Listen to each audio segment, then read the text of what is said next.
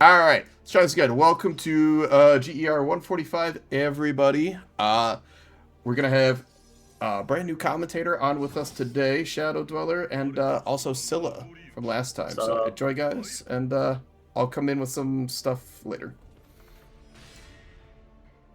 Hello. My name's Shadow Dweller. I'm excited to get into this tournament tonight. I mean, the champions bracket is right around the corner, so obviously getting a win here tonight would be huge and maybe put you at the top of the favorites list going into that. But Scylla, what are you most excited for this matchup in particular?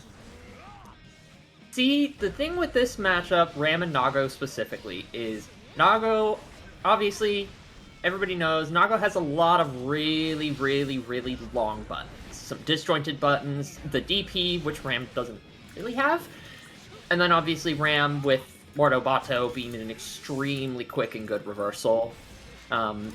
It's just dependent a lot on who can get in, whether Nago can start blood gauge pressure first, get the new move out, and if we're going to see bites.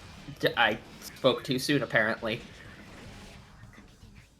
Yeah, and the slash is just absolutely beautiful, and getting that early first slash is so important. Really sets the pace of the momentum for the back half of the match, and automatically you can see just how that energy and momentum flows through as he has yet to take a hit, and he still just got him back into the wall, and with the wall slash, it's just a perfect, absolutely beautiful.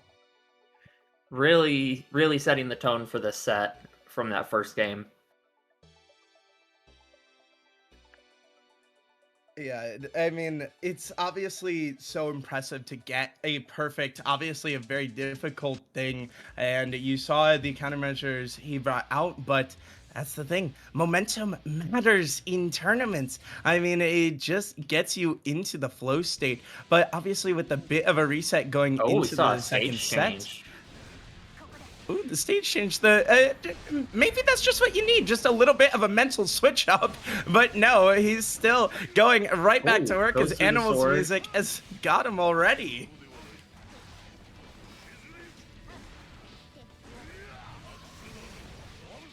See, I don't know. PRC scaling. Oh no, even with PRC scaling, this update is kills. Scylla, you're a competitor. You've been in positions like this. Things are not going well for you at all. What do you have to do to get back into it here if you're the side of music?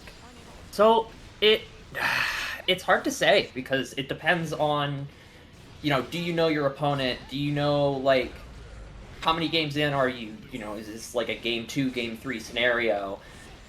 It takes a lot of adapting, really. A lot of bracket play comes down to seeing how your opponent plays, being able to adapt to how they play their character, and overall just general fundamental knowledge, which we're seeing a lot of really good. Oh, with Mortavato.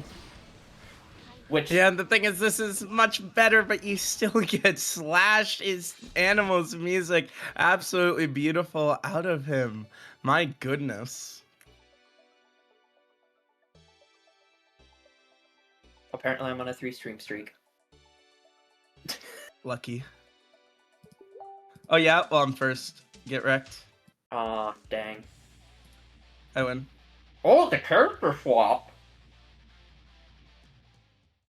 Oh, you're someone who plays a lot of characters, Scylla. Is the character swap just obviously it changes things, but is this a sign that your momentum is just that far gone where you need this much of a change of pace, or could this be a sign of something new to come? Anything different? Since so far it doesn't quite look like it'll be different. So, the thing with character changes that you have to keep in mind is... Sorry, I have the chat open on my side monitor. The thing with character changes you have to keep in mind is each matchup is going to play differently. Each matchup is going to have a different flow to it. Maybe it's the person who swapped knows the flow better. Maybe they know the character they're playing better. It's really a case-by-case scenario. Yeah, and sometimes, like I kind of mentioned before, momentum matters. Maybe it's just the kind of switch up you need for your mentality, for your momentum, putting the opponent in a different situation, as that is a great counter response. But he's going to need a lot more to bring this one back.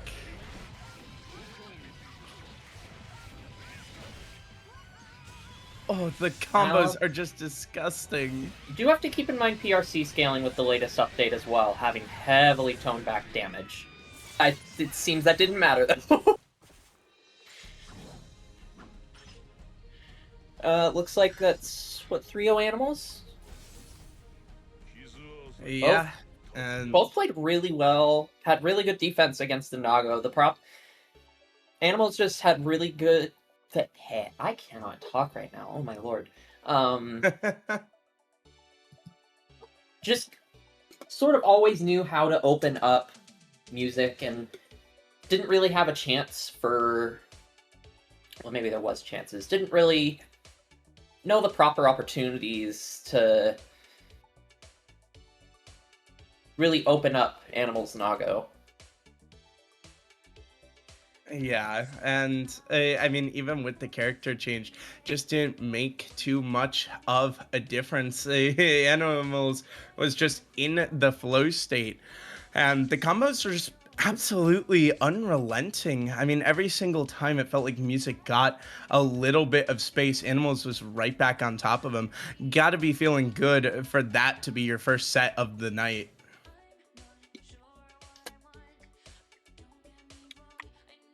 I should probably have the bracket open on my browser, shouldn't I? Probably. Probably. I say as I look to find where the bracket is. Same. But speaking of brackets, everybody, don't forget that the low tier lowdown is coming up this Saturday at 1:30 Central Standard Time. The current best characters will be banned from this tournament, with names like Nago, Leo, and Anji gone, along with a bunch of others. It's definitely going to be quite the enticing tournament. And hey, maybe this is your moment to prove that you do not need to play the best to be the best. Make sure to follow the link on the Start GG website, or go to the announcements channel in the Discord in order to find it. Make sure to sign up. It's going to be quite the time.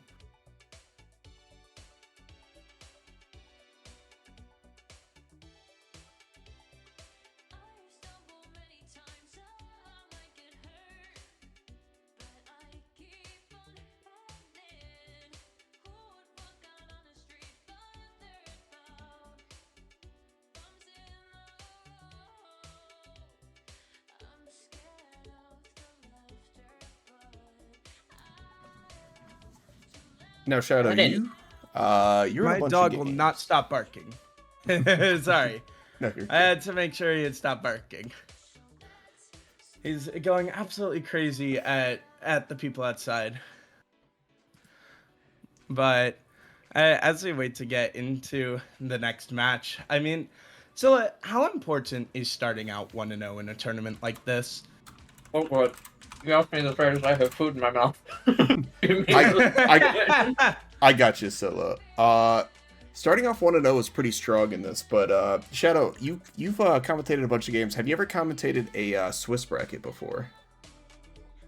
I have not commentated a Swiss bracket. I've watched a ton of it in professional esports, but where my knowledge is different is this is my first time commentating a fighting game.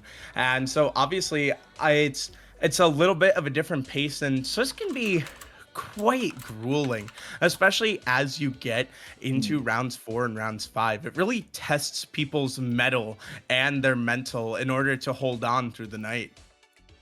Yeah, exactly. That's one thing we like about it. A lot of people have told us that it kind of helps them prepare for when they go to like a major or a regional where they're going to play a lot of games.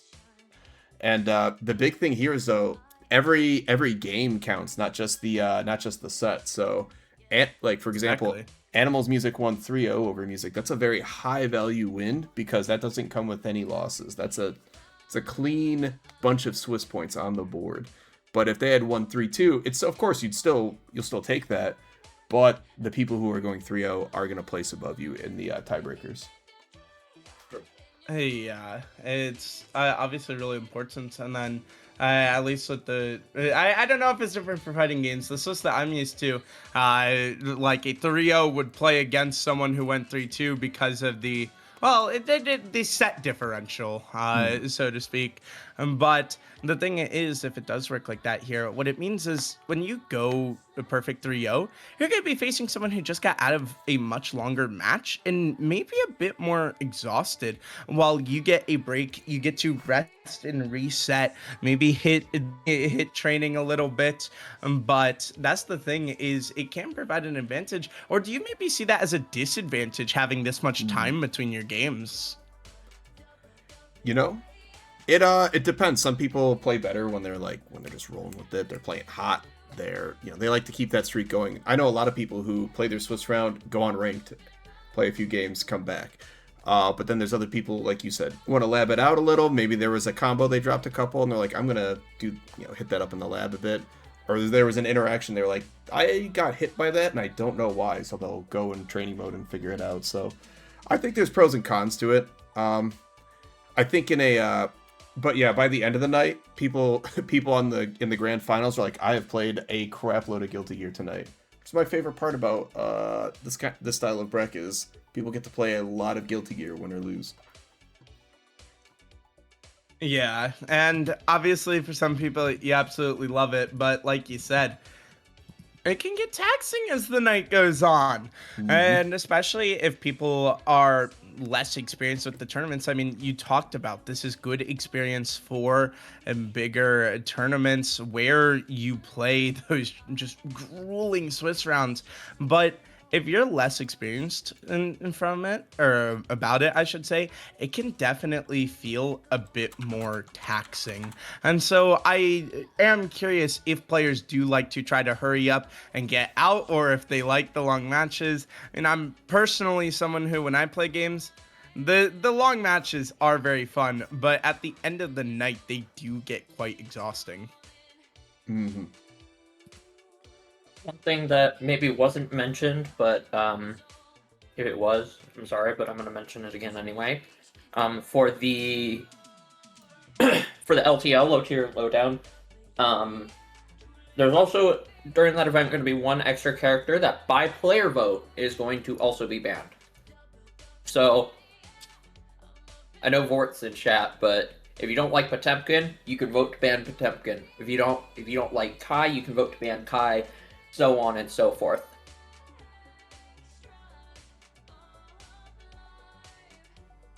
Yeah, it definitely adds some spice into the mix. Hey! Don't blame me. Blame the chat. That's just what the chat wants, Scylla. But it definitely adds an extra layer of spice to it, because if people, I mean, who knows? Maybe you band together and you say, hey, we don't like this character. Or maybe you just try to get the character banned that you hate running into the most. Definitely going to be interesting. Chat, I want to hear your opinions, chat. What character would you guys ban right now if you could? Let's get those rolling. I'm not even gonna hesitate with that question. I would 100% ban Unica. Unico overall just has a lot of reward and a lot of damage. Vort, you're a pop I'm seeing a lot of different names though. Just a reminder of the list that is banned for the tournament. Those are the starters and that are going to be banned, as those are some of the most popular Dam's characters on that list. So, I mean, maybe that changes you guys' votes out there just a little bit, but definitely going to be interesting. It gives people a break from seeing some of the same characters on repeat, and who knows, maybe we see more of an underdog character shine. I'm sorry, I mean, what? You didn't hear that.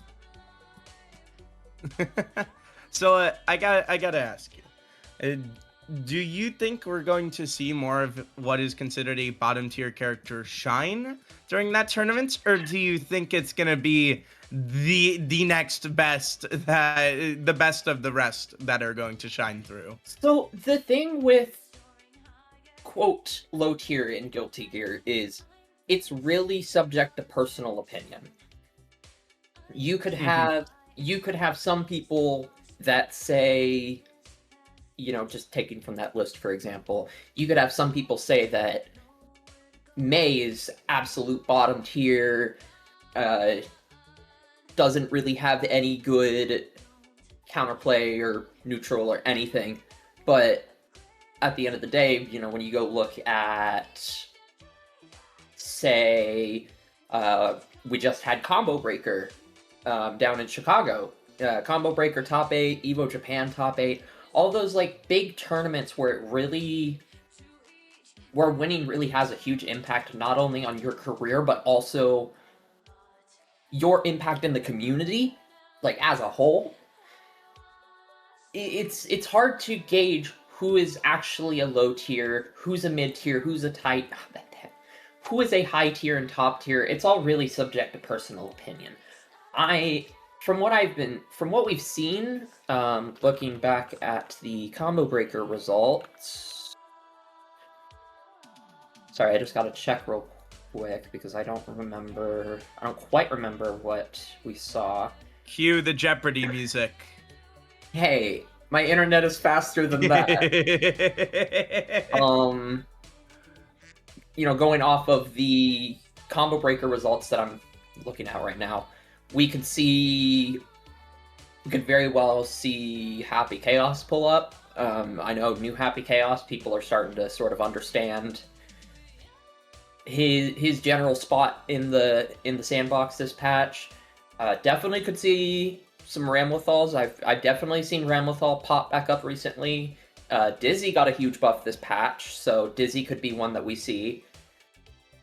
It's really it's hard to get a gauge on who exactly we're gonna see because there's so many different options on who we could see. Like, for all we know, we could see a Zato pull up in top 8, and we could see like a Zato pull up in top 8, or we could see, hell, you could go so far and have Joe Brownie bring Venom out, and he could be, you know, take the whole thing. Again, I know this was over a month ago, but shout out to Joe Brownie getting top 8 at Combo Breaker, by the way. Also, Aunt, happy Pride Month. If you're gay, show it. Be gay. I don't know. It comes down to how people are playing that day. Fair enough. I mean, obviously, momentum is huge. And I believe that we are getting ready to go into our second round for Swiss. And I mean, I think the second round is honestly one of the most important rounds. I think it really sets the momentum for how your night is about to go.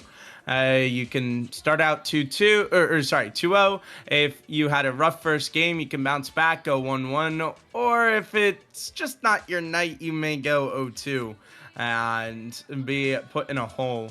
But it's going to be interesting to see what the competitors have to pull out here in round 2. And I was gonna say, speaking of momentum, oh god, no, get me off of this.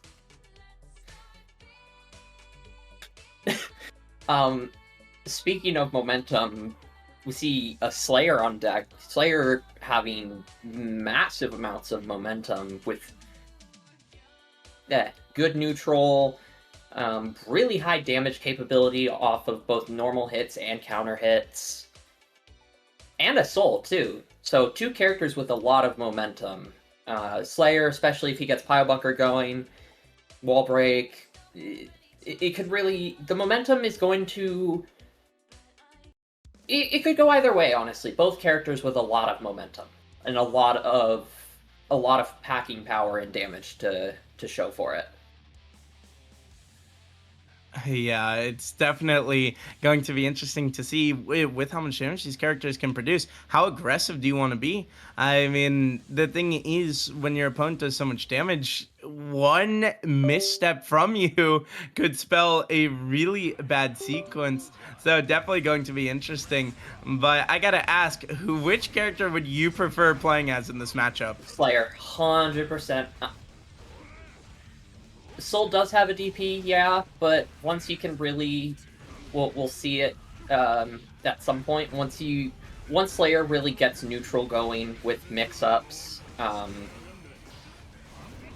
both Pile Bunker, which is his big fuck off move, Command Grab, a lot of things that he has going for him in this matchup that bring him a lot of what's the word? Bring him a lot of... I don't know. I don't know what I'm trying to say. Bring him a we lot have an of upset of sorts. Yeah. You know, as we see, we have an upset. We have an upset. What is We the have an upset. I just shit. 3-0'd Andred. Ooh. God damn. Okay. Go off, Jembo. Oh my god, that was... Ugh. What the fuck? And great job to you, and this is a great job by Conjuring on the Slayer. Gets the wall break, and he gets the positive as well to boot. But you can see just how much damage Slayer can output, as it's just a very one-sided slash here.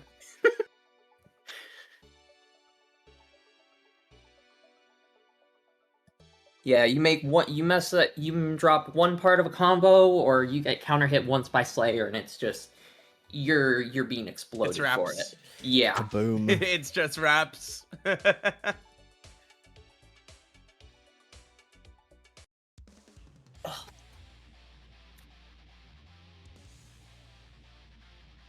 Slayer Guilty Gear. He's very dandy.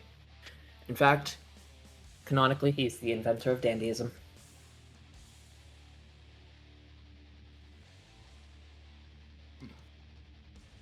I gotta ask, if you are Mr. Shoto on the Soul here after what was more of a one-sided set, what do you have to do to really bring this back and make sure that it's at least not so one-sided this time? The thing I would definitely be curious to see more of from Shoto is more DPs. As a lot of people know, DPs are obviously quickest way to make somebody hesitant to not only approach, but start pressure, especially on a character like Slayer. So getting DP started, getting DP pressure, making the other player more hesitant or conservative in how they approach you can really make a difference in any matchup, especially especially with Especially a character when like you get a counter into a combo. Hold on a second. Mr. Shoto's bringing this one back, but no, he gets comboed off of the wall break, and that is unfortunate. And now you're down in set 2 already. It looks so much better, Scylla. What happened? definitely seen. It seems like Conjuring is definitely. Sorry, my brain is blanking right now. Shoto definitely seems to be a lot more. What's the word? Seems to be a bit less afraid to. Oh, let me see command grab. That was beautiful. A lot less afraid to try and poke out with defense, start conversions. Honestly, I didn't even know you could burst out a counter blitz. How much is so real with you? Yeah. If you do it instantaneously, I think you can, but you have to do it like the moment that it connects. Yeah, that's the fun part of watching tournaments like this. You can always learn something new when people know their characters and know their matchups so well.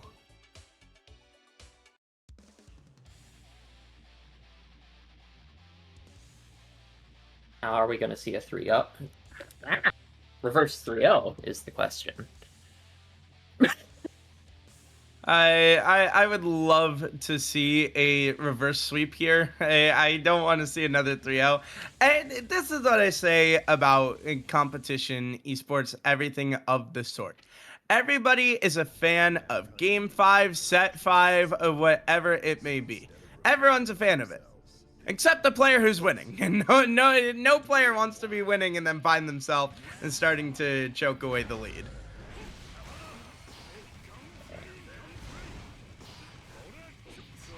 Early burst definitely helping with a lot of pressure here.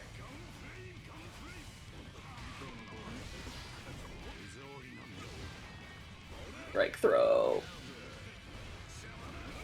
Yeah, and right now, I mean, this looks a lot more even than the previous sets that we have seen. Mr. Shoto finally finding his momentum and his rhythm as he gets the wall break with the slash. And finally, Mr. Shoto gets a slash off in this set and is looking a lot better. And just as I say that, it looks worse. Red RC. Oh, no.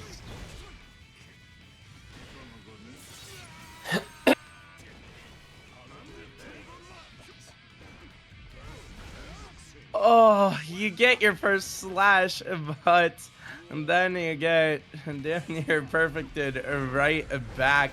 And now it's down to the final life for Mr. Shoto in this match. And already Conjuring is just right back on it. Scylla, do you think it ends here? Or can we maybe see a fourth? Hard to say. It depends on who starts getting who gets interaction started, because much like I said earlier in the set, Slayer gets pressure started. It's really hard to stop the momentum with how much damage he puts out. Yeah, definitely. But the thing is, Soul can also do some damage when he gets going, but the counter works out. And now this is going to come down to a really close one with the grab, and the slash comes through. And Soul will have his first here in this best of 5. And ladies and gentlemen, we will not have a sweep here. Shoto still very much showing signs of life. I absolutely love to see it. Put the brooms away. Put the brooms away. Maybe we need to take him right back out if we can get sent to a 5th. Mr. Shoto finally has some life, but the thing is, it's a long climb back up this mountain after being knocked down 0-2. So this one definitely not close to out of the woods yet.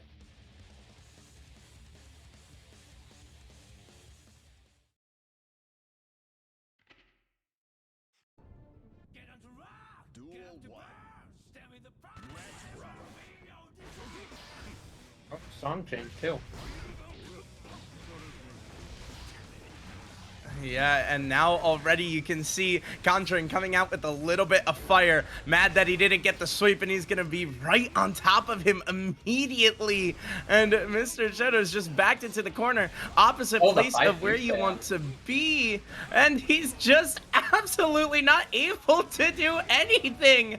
Just like you said, Slayer outputs so much damage, and you can see it here. Blocks working out, but eventually it has to come to a stop. And hold on, Mr. Shadow's got this back about even until he's knocked down low, and you got to keep in mind, cannot afford to be touched here. Oh, TRC scaling though, so. Yeah, so the damage falls off a little bit, but if you just layer it right back on, what does that matter? Both characters down to a hit, and it comes through. And Mr. Shadow definitely has life here in this set.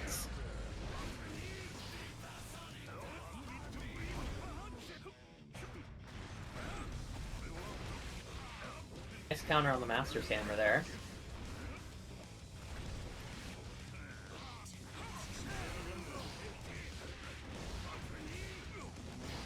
And right now, I mean, Conjuring, what has happened? A game 5, holy hell. Boy, we're used to. It will be sent to the 5th game. Mr. Shadow has brought this all the way back from the depths, but you must do it one more time. Both of these players have put in such great attempts through these sets, and now it just comes down to this one. So who will be moving on into a higher ranking in Swiss? Will it be Conjuring or will it be Mr. Shoto? Game 5, let's find out. Cue the Who Wants to Be a Millionaire sound effect.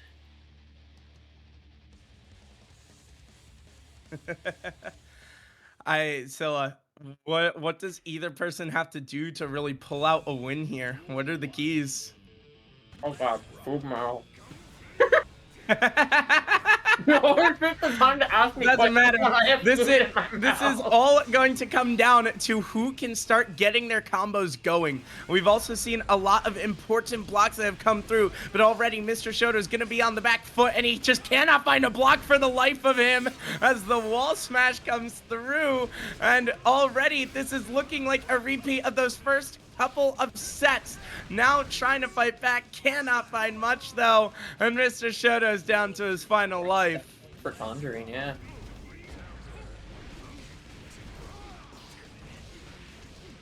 And already Mr. Conjuring's just, I mean, he's just right back onto Mr. Shoto. Oh, what a DP punish!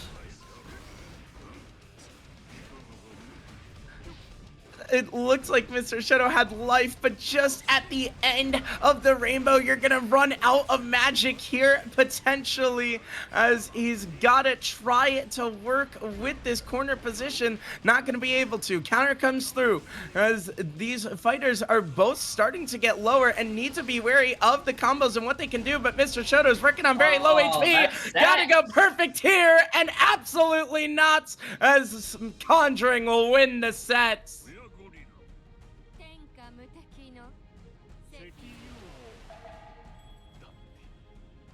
First 2 games, Conjuring had a lot of momentum going. Game 3 and 4, Shoto Conjuring locked did in, it. and then... Conjuring is working on breaking the stream curse. Slowly but surely.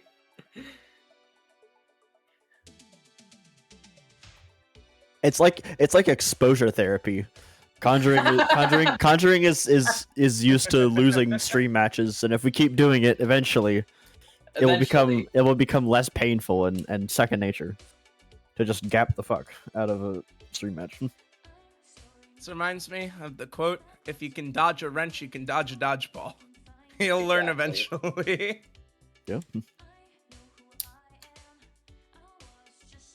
But I mean, I will say credit to Conjuring when you're about to get reverse swept like that and you're in that position. It can be really hard to lock in and just lock down your mental, and nerves start to get to you. So great job by him to really reel it all back in and be able to complete the set strong. Okay, so looking at the second round here, we had a lot of game fives actually this round.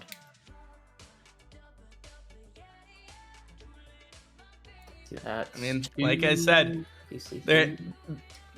there's only a couple of people that aren't a fan of game 5. And it's the players that are winning. That's it.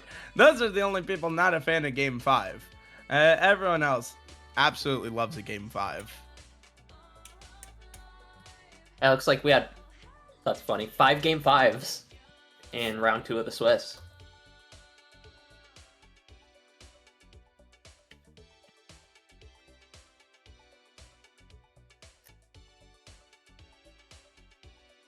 And actually, while we're waiting here, I am...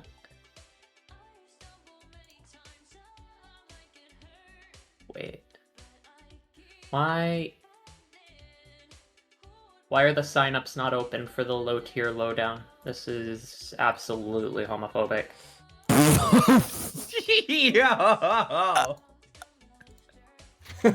On Pride Month? Good lord. You're gonna get GER canceled. If you think that'd get GER canceled, I'm teasing. Girl, I think GER will be long canceled by now if shit like that would get canceled.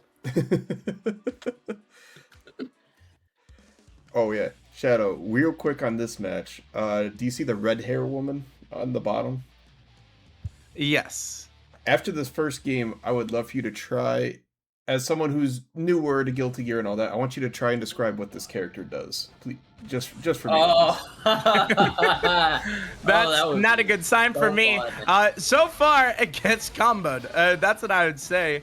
As just absolute artillery. What does this character do? Die. Fucking dies. Hey, I'm calling it as it is. Okay, not my fault. Oh, the ice freeze.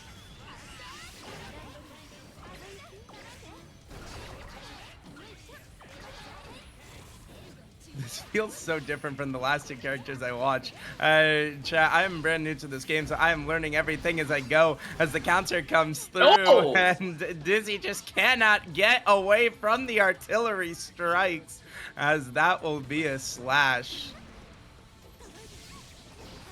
There, Michael Sword.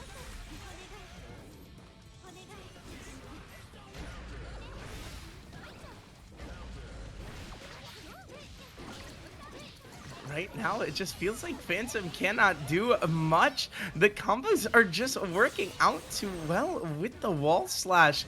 I mean, obviously, it is a best of 5 set, but early on, it's not looking great so far. Just cannot match up with the range and the close quarters ability of the Jacko as the kick comes through, and that's the first in the set. All right, you know what your obligation is. All right, what's your assessment? Artillery. What is your assessment of Jacko? Artillery into woman. That kicks hard. That's what I say. Absolute artillery unit. Do I win? You know what? Not bad, not bad. It's not bad, yeah. Honestly, kind of like a Rocket League goalie, just trying to hit the ball, clear the ball, get it out of there, get it out of there.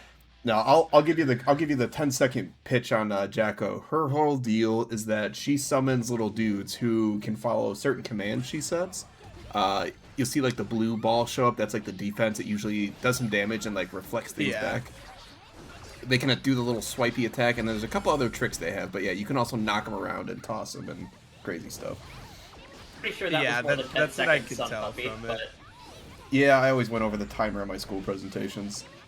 Hey, sometimes you just need a bit more time. I get it.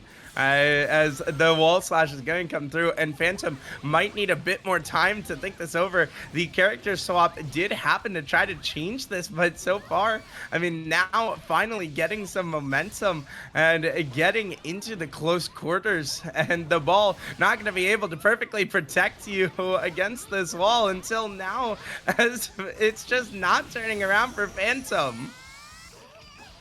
Miss. Ooh. You gotta remember what Jam, in honestly any matchup, is Jam has a lot of super safe buttons on her kit, so she's definitely able to keep pressure going even on a block.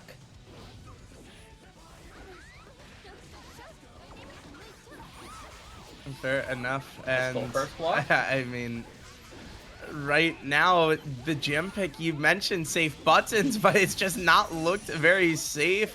As this one will connect into the slam and the wall break to boot. And the charge does for punish too. And this kills.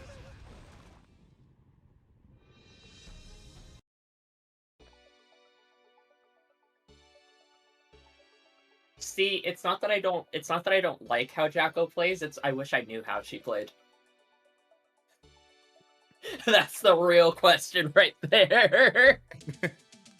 Like I said, artillery and kicks, that's all you need. True. Yeah. I will say, But it's still a... even Yeah. in the previous Guilty Gear game, I played Jacko. Not a ton. I didn't play the previous game a ton, but that was my character. Even the switch over to this game, it is still a completely different thing. And this character is not the kind you pick up and play. It takes a while. It's one of those things that it's just got to click 1 month sometimes. So. I heard someone before, they explained Jacko in Rev 2 as playing League of Legends. Quite literally, the design inspiration was MOBAs for the character, which is kind of cool.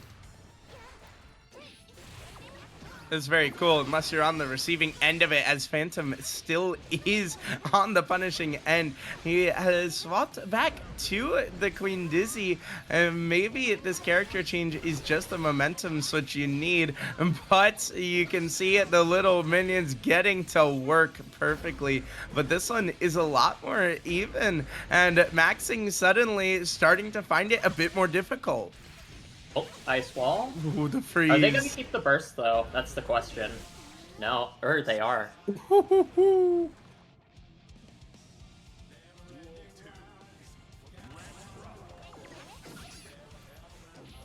Finally, some momentum for Phantom, but I gotta ask you guys, how do you make sure to build on your momentum once you finally get it going?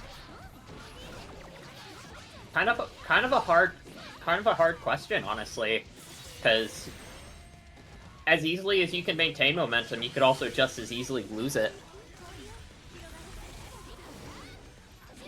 Yeah, I gotta agree on that.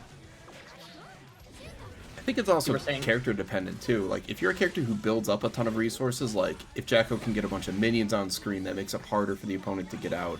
If like Phantom's got like a bunch of these ice fish out on screen and wings and all kinds of stuff set up, that also makes it harder. But yeah, it's just playing extra careful, being extra safe, getting as many resources as you can. Speaking of the minion got a really good backstab onto Phantom that caused all this damage to come through. But now Phantom working with that low health bar, you really got to be careful as the minions are starting to stack up, and they'll take you down to a grave with them. Set point for Phantom, too. Or not Phantom, Pick.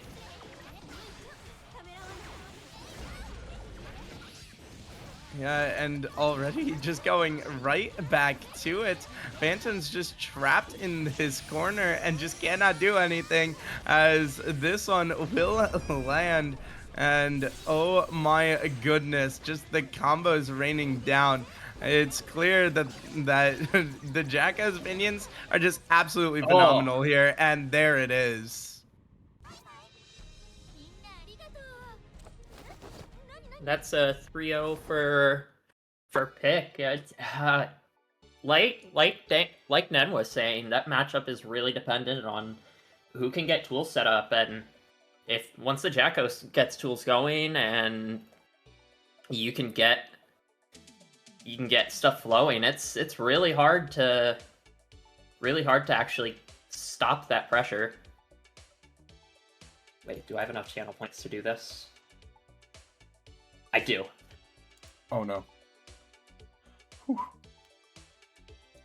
I'm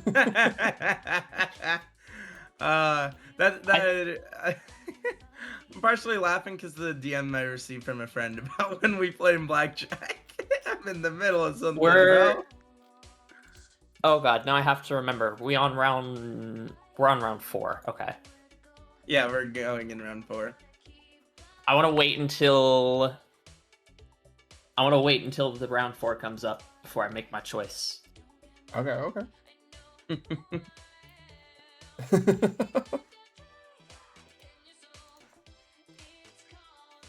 Damn you, Start GG. Show the rounds. Trust me, I use Start GG to watch Professional Rocket League, and it's so annoying. Yeah, that's Start GG for you. See, you don't. It like waiting between rounds like this feels slow, but I've waited an hour and a half just to cast a match. So I'm used to these breaks and trying to get Start GG to load and everything.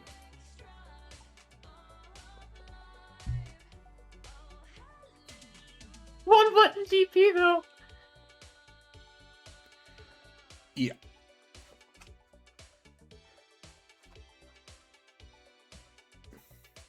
Oh, let me show off a cool feature I actually don't show off that we have set up quite a lot. If there's a term, for this, anybody in the chat or on comms or whatever, if there's a term you hear and you're not sure what it means, you can do command glossary and throw something in, like here. It'll take you straight to a page that, for the most part, where's the button? Fighting game glossary. Yep, take you to fighting game glossary, and it'll show you quite a lot of definitions that apply. So for here, like we've been saying DP a bunch. If you don't know what a DP is, it's a dragon punch, and it has some invincibility, usually good for like the first thing you do after you get knocked down. Because we're pulling up the fighting game glossary. Hell yeah. That's right. This thing is amazing. Right.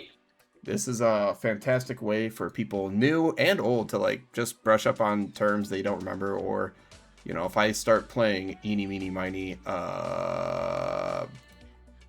Blaze Blue, I'm gonna assume this is Blaze Blue, right? That's my favorite game. Eeny, Meeny, Miny, Blaze Blue. Love Blaze Blue, and people keep saying Black Beat combo. I'm like, I don't know what that means. It's just like, no, it's a fake combo that technically someone could get out of, but they chose not to, or accidentally didn't know they could. So, or another name for a combo like that is, if you're playing fighters, it's blue. Oh.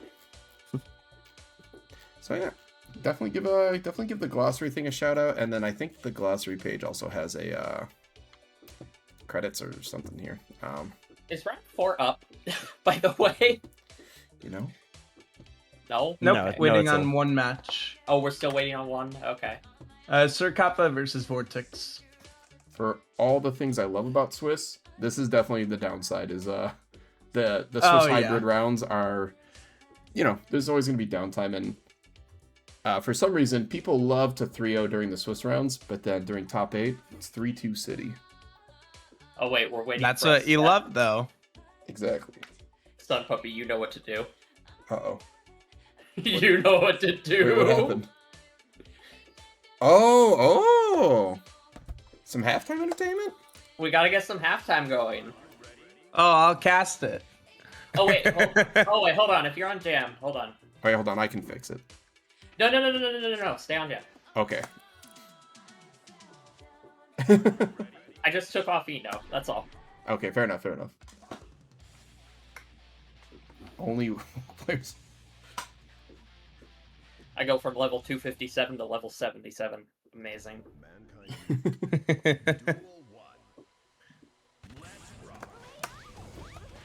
Ah? Oh no, don't do this to me.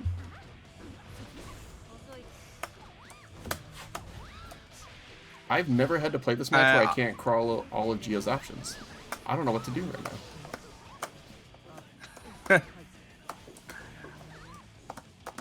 Oh. I mean, the thing is, we just saw it not go well for one jam again. Sun Puppy turn it around for all of Jam Kind. So far, not quite looking like it here. But I'm very bad at picking up secondaries. Shout casting the the halftime entertainment. Hell Yeah, yeah. shout You got it. You got it. Come on. Scylla got caught being a little giggly and immediately going to take the damage off of it because is going to be able to get the response. Blocks coming through, perfectly keeping Scylla at bay for now, but eventually she will break through the blocks. And I will really am a finally big get fan of running the damage tickle going. mix-up so I can get my opponent a little giggly. Yeah, just the distraction. Really neutral. Whichever of these two pays me more, I spend more time distracting the other. Oh no, I'm broke. Yeah, guess who paid me more? Hey, Sun Puppy, how's your day going? Why don't you tell me about life right now? Oh, Hey, Sun life's- Puppy, Sun Puppy! Wait, no, what happened? Hold on. That don't count. What did happen? Oh, I know. I don't know why my left... Sir Kappa has won against Vortex. Hey, that means we have time for one We more. finally have our round 4 up. Not Good, at quite. least. It's gotta do its start GG chicanery. Yeah, see? I'm gonna be silly with it.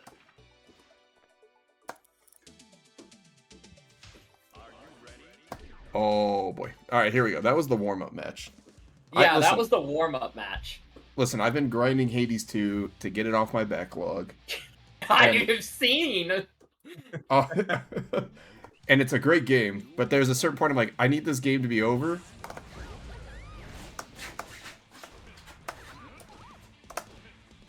Chat, I want to hear all of your opinions. We are through 3 rounds of Swizz. What? Who are your way too early favorites for the tournament tonight? Who do you think will win? Me. Okay, there's a little bit of bias from Jumbo. Jumbo, get out of here. No. Hello, Jam. Hear me out here. Terabyte. Hear me out here. Hearing you out. Hearing you out. Mappa hunch.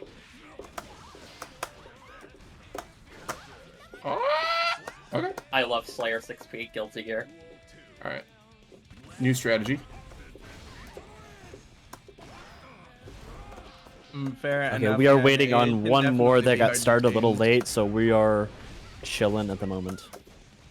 Got a bit more halftime entertainment. Yeah, we got a bit more happy. It's kind of just Sun Puppy losing right now. Hold on. Not real. Y'all watch this That, drive. that's actually usually what happens anyways. Y'all keep talking trash. I'll switch to the funny bag man. Oh, no. Oh, oh, and you know what? No, I mean, we should... You know, this is a Hold great on. chance to No, expose I Shadow want the hot Dweller. woman. I want the hot women. The funny bag man is a hot woman. Think about it. Huh? Yeah, the funny bagman is a hot woman. Hold on, if we want to pull out hot women... Or, I don't know, Nexic, I could pull out the secret main. Oh, I the know. secret main? Nah, the world's not ready. The world's not ready.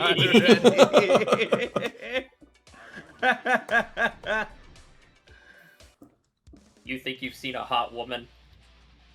Then you look at Ino.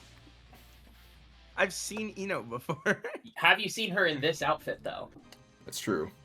Probably Ooh, not. with that haircut. My goodness. Now we're gonna do an early burst. We're gonna do that. Oh god. No, not the mix. Banana, go! Banana, this isn't Mario Kart.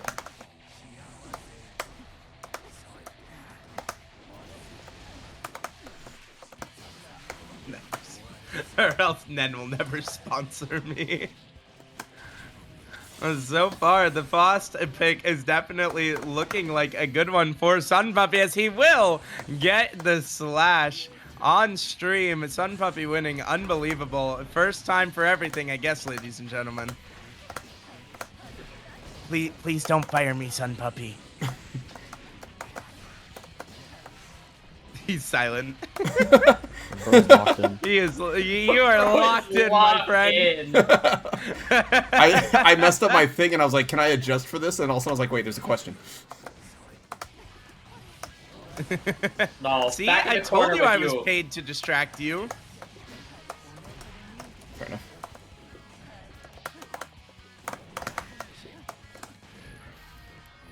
Yum, yum, yum.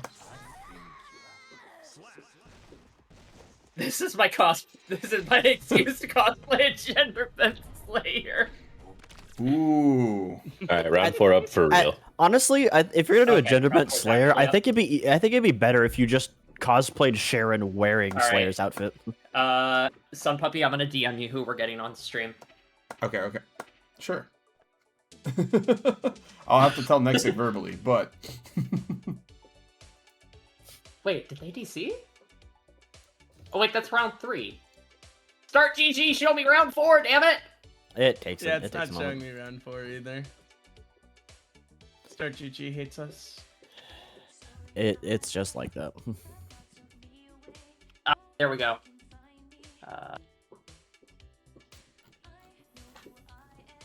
If you're gonna have to save Ripley anyway, we're getting we're getting some emo action. We're getting emo Scooby-Doo up in here. Woo! Oh wait, Thirsto's in here too. Shit. Thirsto will guaranteed be on later because they're going to be in top 4 That's probably. true. Yeah, get emo. Get Scooby-Doo up here right now.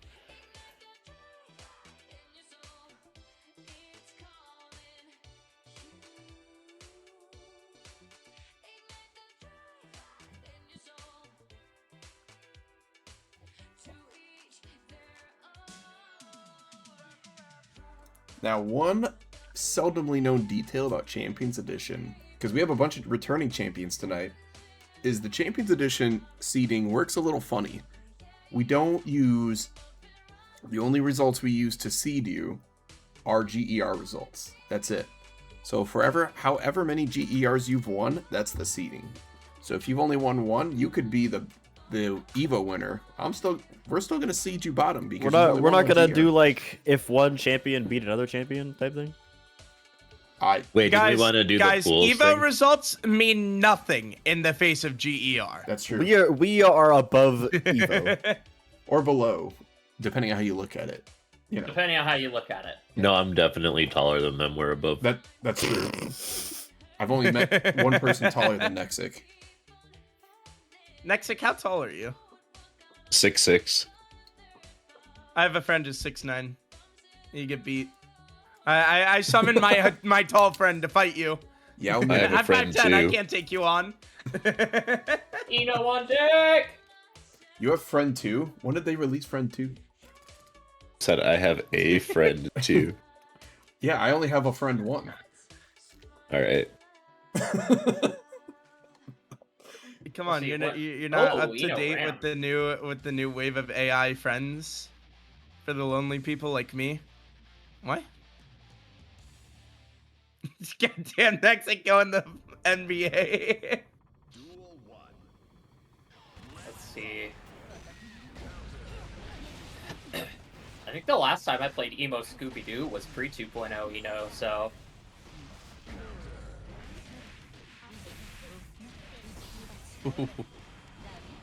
I mean, I gotta ask you, Scylla, you are the Eno main here. What does Scooby-Doo have to do to beat Ram's puppy here?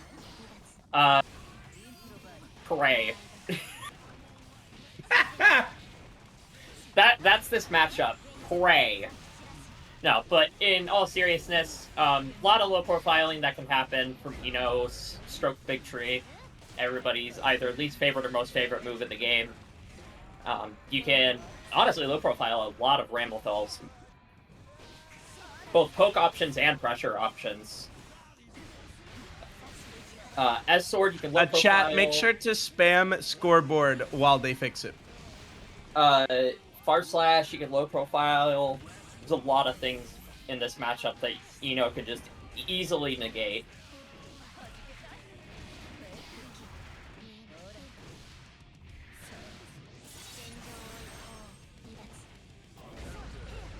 Now we have the right scoreboard up on the screen, but so far, I mean, this second half of game one is obviously going Scooby-Doo's way just a bit more, but like you said, it is kind of a volatile matchup for the Ino, so you really have to be careful here.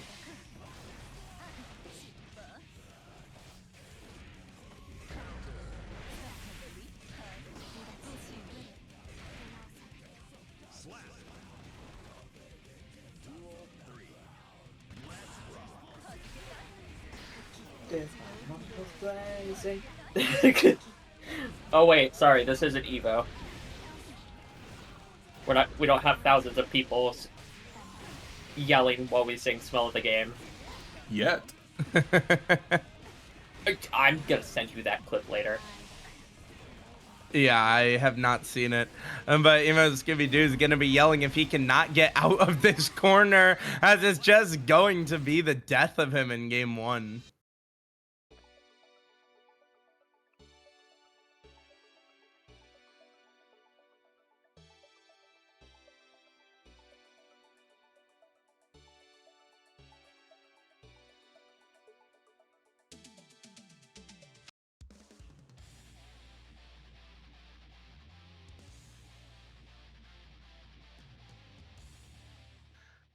Going into the game two, obviously sticking into the guns with the Ino, but like you said, it can be a rough matchup. Would you expect Emo Scooby-Doo to maybe change if game two doesn't quite go his way, or do you think he can overcome this one?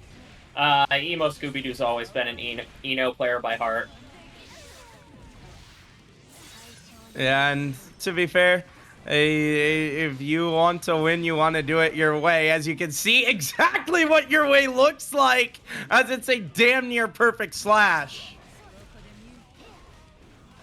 That's the other thing in this matchup you learn to love as Eno is HCL. I mean, really any matchup, but especially matchups like this. Yeah, and just as I said, it was a damn good slash last time. I mean, Ray is about to do it right back to Emo Scooby-Doo. Got him against the wall again. 2 wall breaks, and it's about to be perfected unless he can get the blocks off, get some sort of damage off. But no, the slash comes through, and we go to the third life in this game too.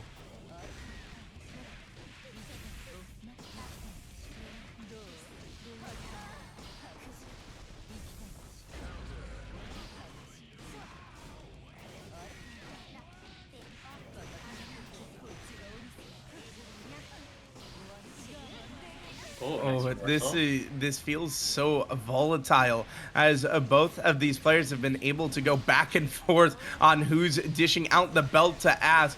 Emo Scooby-Doo's turn here, looking to tie up the set, but he just took a chunk of damage, so he's going to rethink this, but will go and get the up slash on it.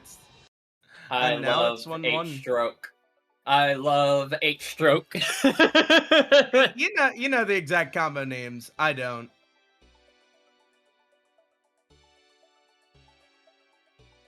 So, fun fact about can you say the full name of that move, Solo?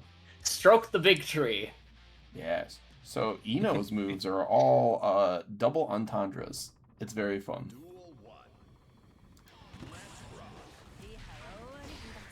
That's news to me, actually. I didn't realize that. Either that or they're references to sultry songs.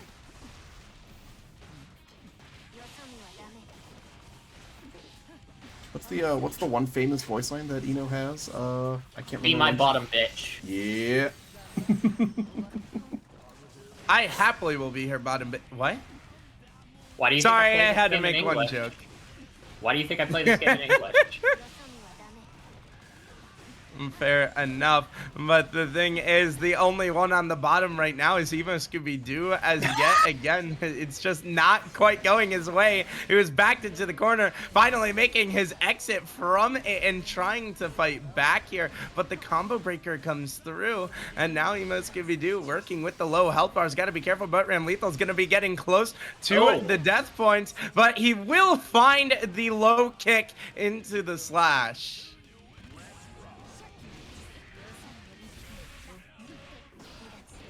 Hey, I get to logically mix in some of my fast casting. I'm happy. True. Ooh.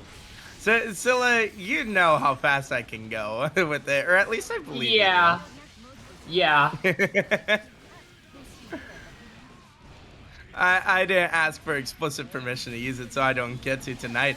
But right now, these players are both scrapping, neither letting the other get a moment to breathe, as Irite is on the receiving end of this punishment. And we go to the third life in set 3, or in the third game of this set, excuse me. I love Eno. Great casting. I love Eno too. I just don't really know what to say. What's your opinion on this match? I love Eno.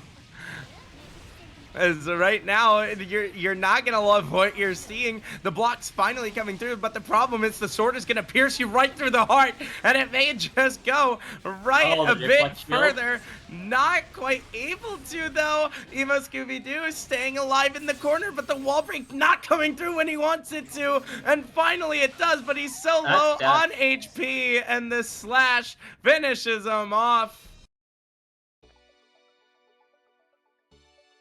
Like Zoink Scoop.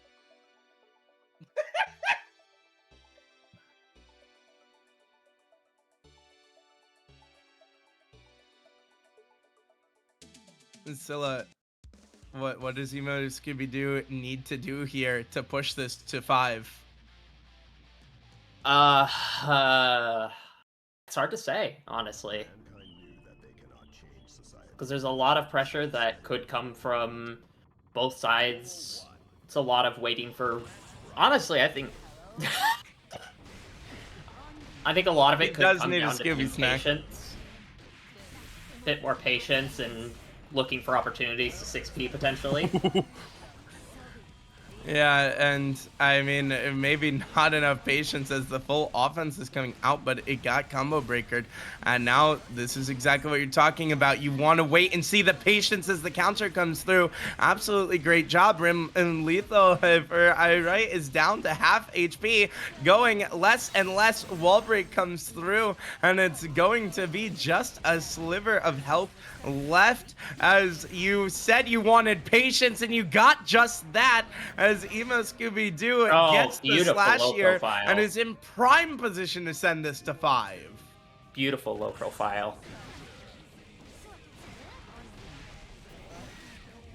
Now the question is, both of these fighters have gone back and forth, where usually when one dishes out belt, the other does it right back.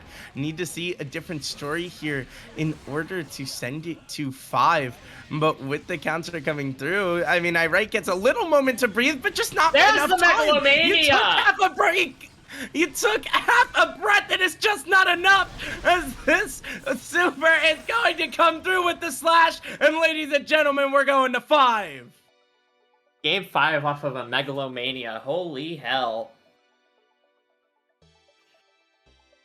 Absolutely love to see it. You do it in style. And you mentioned this matchup is just prey for the Eno, but it's looking like a little more than that.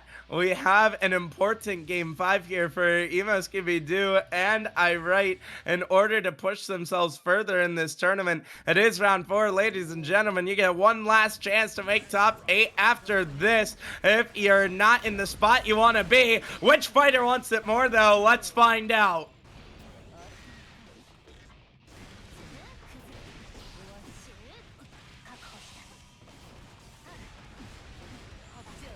so far already, it's right back on the offense. And this is exactly what you want to see if you're a fan of him. After that last game did not go well for either Heart. And now you see the bounce back from Emo Scooby-Doo. And this is exactly what you wanted, just patience. And it seems like it's working out perfectly, is it not, Scylla? It really is. Deflect shield, it kind of... Oh! Although bursting Emo away. Maybe we can see... Ooh. Oh yeah, that's round The right there. slash. Yeah, the mic kick was so clutch to keep him at bay and stop the momentum. And now Emo Scooby-Doo, excuse me, moves to set point as Irite needs to find some sort of bounce back here, but already it's just not quite going his way. If super, they're gonna have the tension penalty, which could be a problem since Ram's Puppy almost has burst. The whiff the whiff 5H. Alright, down to your last sliver of HP. Do you go out with a whimper? If you are Ram's Puppy, gotta go nuclear here, and you just cannot.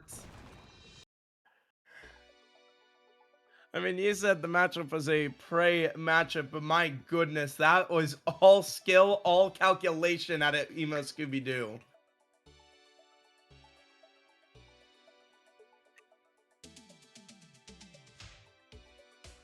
And that is why we love Megalomania in this household.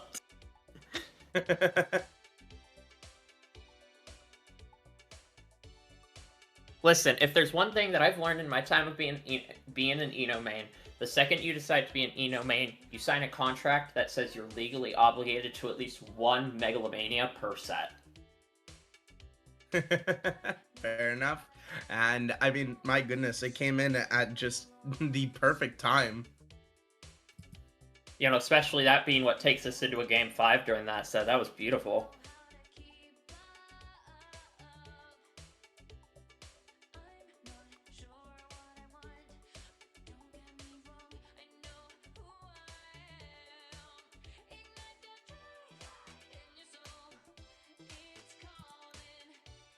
We're getting ready to go to round 5. Scylla, obviously some people have locked in their playoff spots. Some people are feeling really good. Well, I'd say playoff spot's a bracket spot, but others are kind of on the cusp. What, as someone who is experienced in this sort of position, what is it like knowing it all comes down to the final round?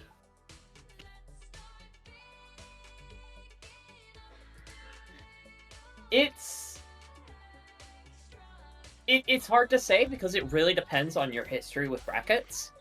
Like, if you're at like a major and you know there's money on the line, you know, granted majors are not Swiss, majors are double elim, but if it's like a major and there's money on the line, you know, having to really think about like, oh, okay, you know, I've gone through all these hundreds of games, all these tens of dozens of people,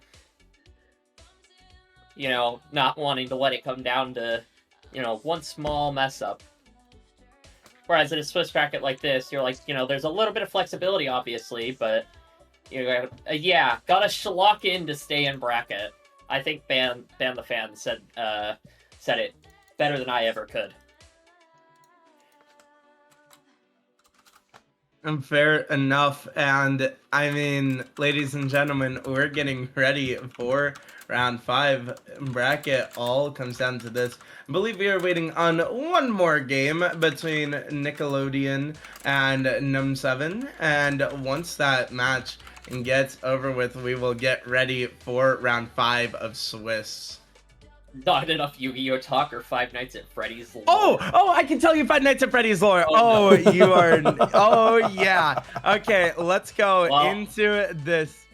Yeah, I'm gonna get server muted if I go on that rant. You guys do not understand. I spent 15 minutes last night explaining a 5-second clip from the movie and how good it was. Listen, if we want to talk about Yu-Gi-Oh, let's talk about the fact that one of the bosses in the raids from Hey, I don't fake 10-20 playthroughs, okay? I think I win. talk about I'm sorry, how Markiplier, I love you. in one of the in one of the raids in the Final Fantasy expansion, there's a joke because the enemy's method of attacking is cards. So everybody likes to joke, you're just fighting Yugi. And in phase 2, when he goes effectively Super Saiyan, we were like, whoa.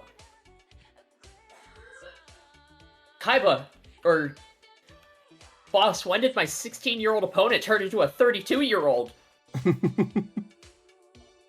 Oh, that's me. 32, feeling good.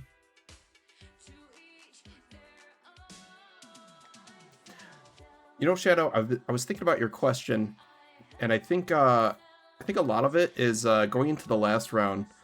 People are starting to get a little tired, but they're also a little nervous and stuff. I think the important thing is to hit the basics, right? If I'm playing League, I'm like, let me just make sure I'm getting my last hits. Let me make sure I'm not overextending and getting my health poked down for no reason, stuff like that. If I'm in GER, I'm thinking, let me hit my combos, let me pay attention in neutral, let me not just try to force my way and go, I'm just going to hit the buttons and I'm going to take this big risk, and if it works, I don't even have to think about them. No, I'm just going to be like, you know what, I'm going to play my game, run my game plan, and, make sure I get the base stuff right. If I make a mistake, not a big deal, but unlike something complicated, no, I would say keep it simple, run your plan. Also, does that mean I've re-downloaded League? I would have had to have downloaded League in the first place, Nexi. If you're saying Smite or Dota, I have played. Yeah, I've touched on those.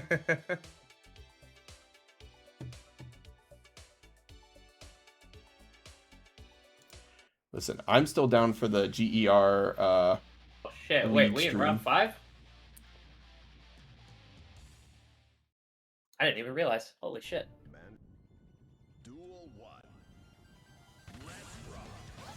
Yeah, and now as we get into the round 5, it all comes down to moments like this. Do you have the clutch in you to put yourself in a great spot heading into the bracket? And definitely nobody wants to be lower towards the bottom, as it's Ban the Fan versus Nickelodeon, and this will be a fun matchup. Scylla, who would you prefer to play here? You know I'm gonna say Slayer, because I know Slayer significantly more. But Nickelodeon also does have a very good Bridget. She used to be a very, very long time sparring partner of mine, so her Bridget has always been extremely good.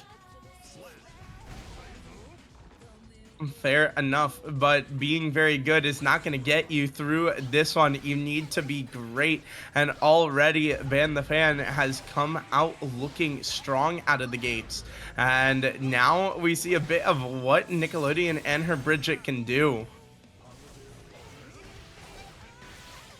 How fitting that we have a Bridget on stream during Pride Month, am I right?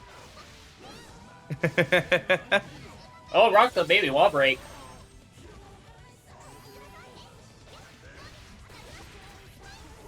And I mean, right now, you said the power of the Bridget is something to not be underestimated, and this Slayer does not look like a Slayer, as that is a perfect slash.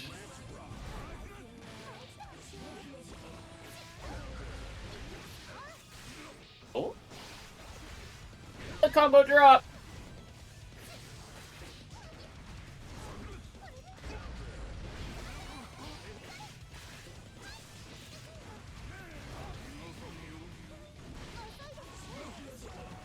Ooh, a nice punish comes out in order to stop that. And now, I mean, Slayer's starting to do Slayer things again with the damage. Slayer guilty gear.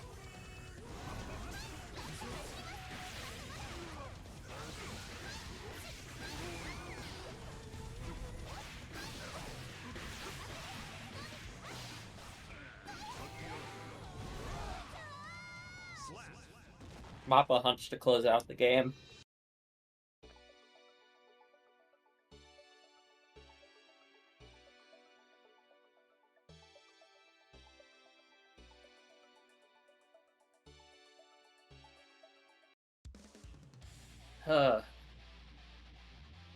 I want to say, too, Nickelodeon doesn't have any other characters. I may be wrong on that, though. It's been a while since I played with her.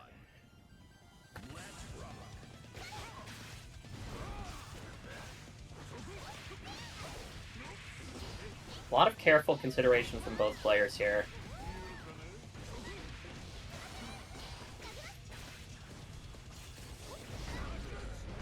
Yeah, and I feel like especially after how that first game went, you definitely need to be careful because if either player gets the ball rolling, how punishing it can be, as the chomp is going to be taken out of the bridge and the damage is just starting to layer on. Block all you want, you won't be able to block it all, as eventually your clock will be stopped, and that's a beautiful slash.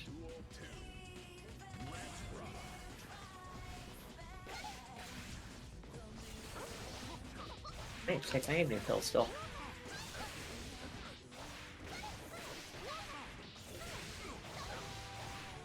Oh,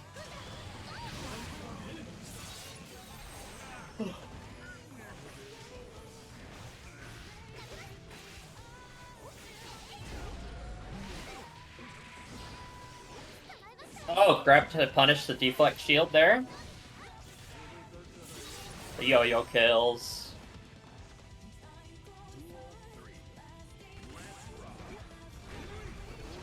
And right now, I mean, the thing is, either of these characters can just do so much damage once they get their combo off, and we're seeing it firsthand, really. And I mean, I gotta ask you, Zilla, when you're in the position of just getting comboed, what do you need to do to really stop that combo momentum between the games? It really comes down to, I mean, like I've said a few times before, it comes down to adapting to how your opponent's playing. Really paying attention to not only your resources, but their resources, as we saw there with the gold bursts. It can be a massive changer in a game. It can massively change the pace of who has around.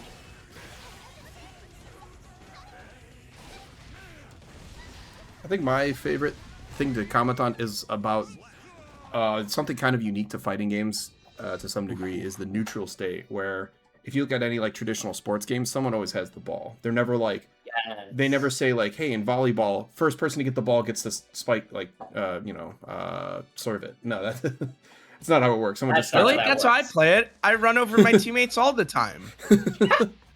Am I a bad teammate?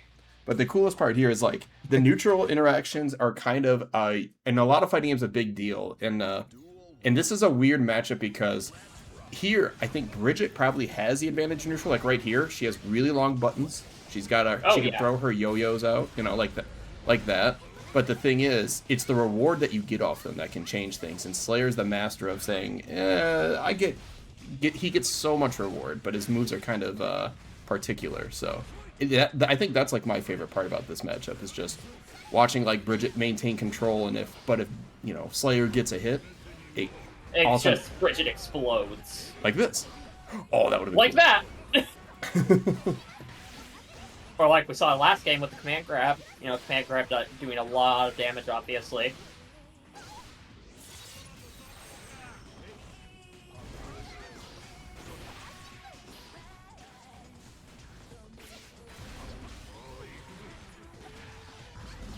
You gotta see it.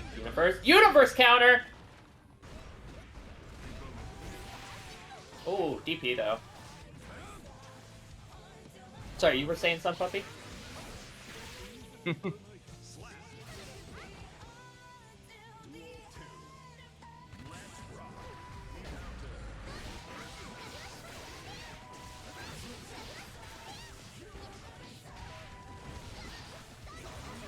Yeah.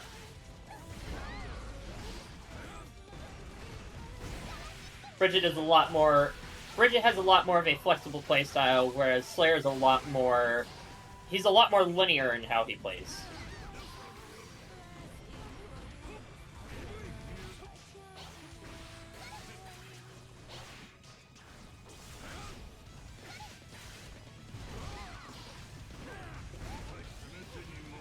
See? Ooh.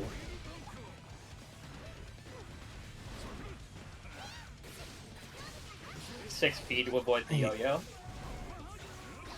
Yeah, and the yo-yo dodging has been a lot better from Ban the Fan, but the problem is eventually the yo-yos are going to catch up to you as he's starting to get overwhelmed here, and Flash comes through. And at the end of the day, it's the teddy bear, not the yo-yos. Listen, Roger's a deadly being. There's one thing, if there's one character you don't question in the Guilty Gear lore, it's definitely Roger. Everybody knows that Roger is a force to be reckoned with.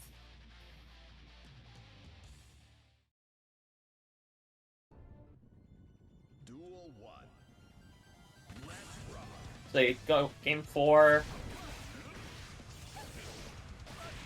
Definitely not seeing as much aggressive play as we did before from Van, since now they know that, you know, Nick has been able to kind of figure out and, pun intended, de-string kind of the offensive plan they have.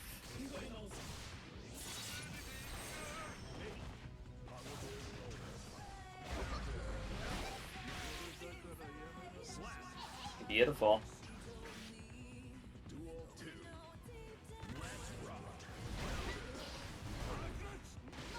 Yeah, and right now, I mean, this one could be another game 5 we're going to. We'd definitely love to see it as the wall break comes through, and the positive as well to boot.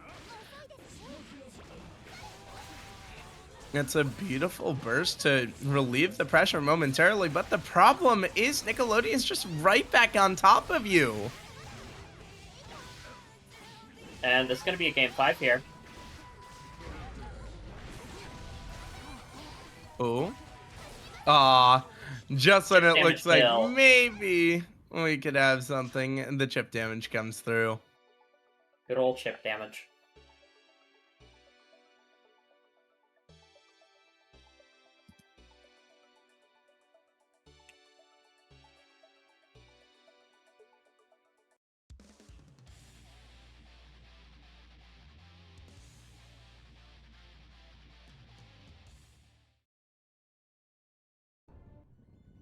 Duel 1. Let's rock.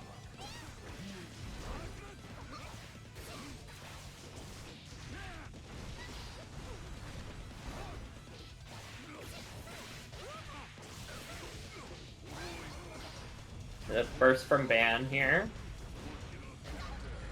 Yeah, and already Counter this hit from one Nick, looking a though. lot more even, but the yo-yo comes through. And my goodness, you are getting steamrolled now if you are banned. And I mean, you know, when I was a kid, my parents always told me to be careful with yo-yos. I'd always end up smacking myself in the face with them. Now it's Ban learning why you don't play with yo-yos. He will get the counter, but right back, the damage is gonna be sent. And now he's just layering on the damage, and that's just a turnaround slash. And Ban the Fan is one slash away from winning this set. There was a prime example there. Just Slayer off of like one interaction can really just cause your HP bar to, I mean, for lack of better terms, Thanos snap out of existence. Oh, the Carabite was beautiful there. Oh, counter to punish the command grab with, though. Yeah, and right here, Beautiful Nickelodeon still has a lot of ground to make up. He's going to need something big, especially with Ban this close. Finally getting the combo to go, but the problem is the blocks are going to come through, but he's getting him right where he wants him. Maybe this one could go back the other way. Maybe we could get a fifth or a third of the lives here, but unfortunately the block comes through, but it's just not enough, and we're going Last to the game, last penultimate round. decider.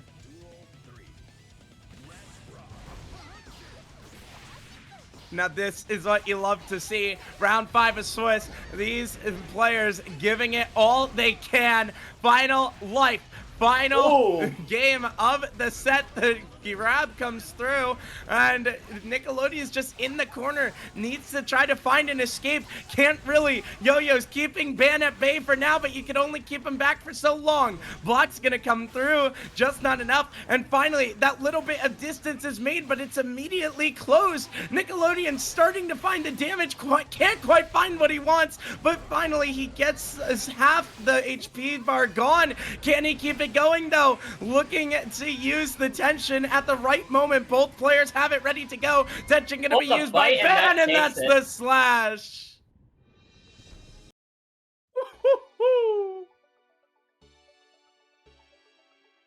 What a set, Scylla.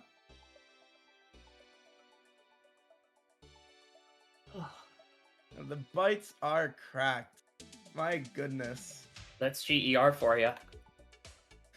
I mean, I know I don't play this game, but I can tell you from competing in other games, the composure it takes to not lose it there in the 5th game is so much, man.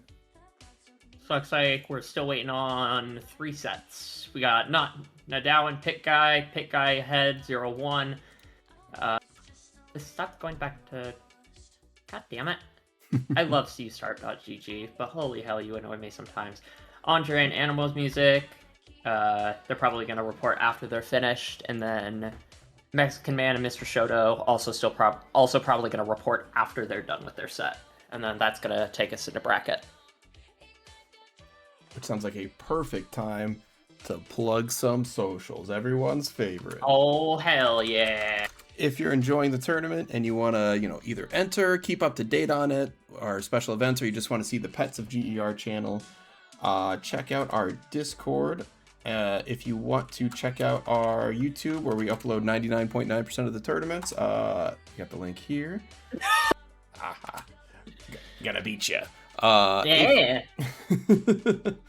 Oh yeah, and also if you want to see where we post most of our top 8s and some of our announcements, including the recent trailer and highlight reels, you can check us out on our, what is it called, the Twitter. And lastly, if you're going to your next tournament and you want to rep GER, have a good time, or just not be the only person without a cool esports jersey, check out our jersey, fully customizable. Order it ahead of time, and I would say definitely order a size up. But no, they're fun, they're pretty comfortable, and they're pretty cool. Can I get I love women on the back of mine? You can get anything you'd like on the back of it, except please don't okay. I would say keep it below Call of Duty talk, please. I can't stop you, but... you caught me. What, bro? Damn, I put something like I love biking on the back of it. Oh yeah, that's pretty bad. You're telling me I can't put good old Modern Warfare 2 VC words? Yes. I mean, I guess you could, but I would prefer you didn't. But all the proceeds go to cool stuff like Champions Edition prize pools, special events, and keeping things running. Uncle Sun Puppy's fattest fan. It's gonna be on the... Aw. That's true. I'm undefeated on stream as Faust right now. I cannot lose as Faust. It's true. Ant, stay away. Gono, stay away. But, which, I don't know. We might have just enough time for, the run back if you want it, so...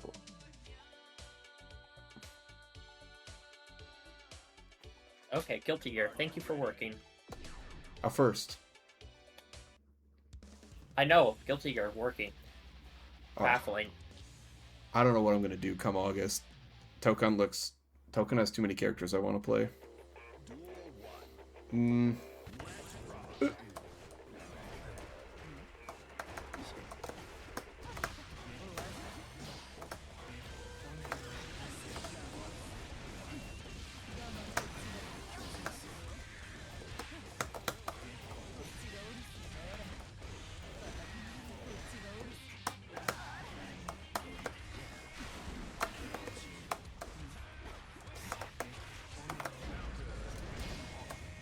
Oh, the fucking 100T. Oh no, I accidentally hit a button. I was trying to bait that. Nah. I'm dead. Yeah. Oh no, we. No, you're fine.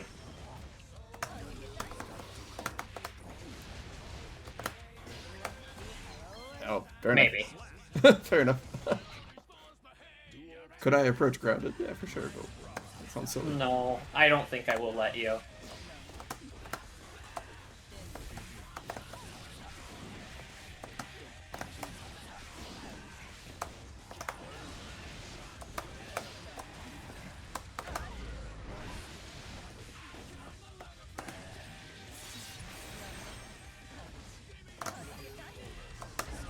Okay, see, it would have been funny if that worked, though. I was tempted. I almost jumped and I went, wait. No. GHDL.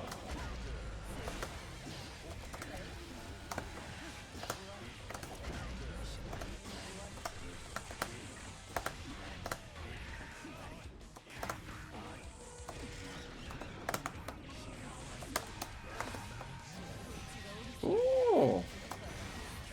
I don't want any of that smoke, please.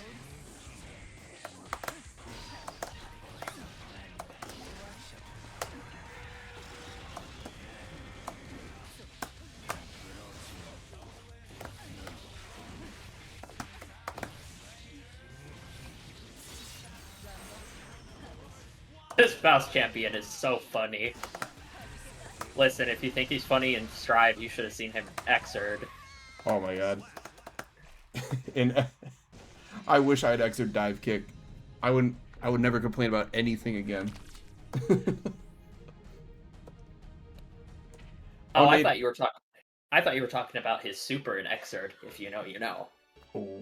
Oh, is it wait. Which one am I thinking of? The the Yeah, the one where he sticks a finger up your ass. the 1,000 Years of Death. Yo, from Naruto. what? What? What did I just hear? It's either that one or I'm you trying play to. His supers and Xrd Dog, are I'm very trying to funny. moderate my league on the side and make sure the Twitch chat isn't exploding. I'm in the middle of admonishing someone and I hear finger up the ass. Yeah, Faust had some good supers. Faust has always had good supers. I agree. Oh no, I knocked it away. Oh no! I agree. Ooh. I don't know why I backdash full screen. Oh, I wasn't expecting that to fucking wall stick. Ah. I should I have love clipped Wake that. Up HCL.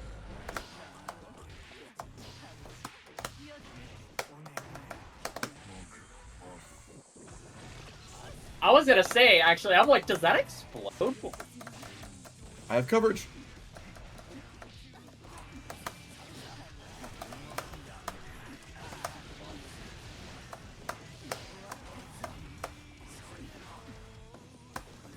Ooh.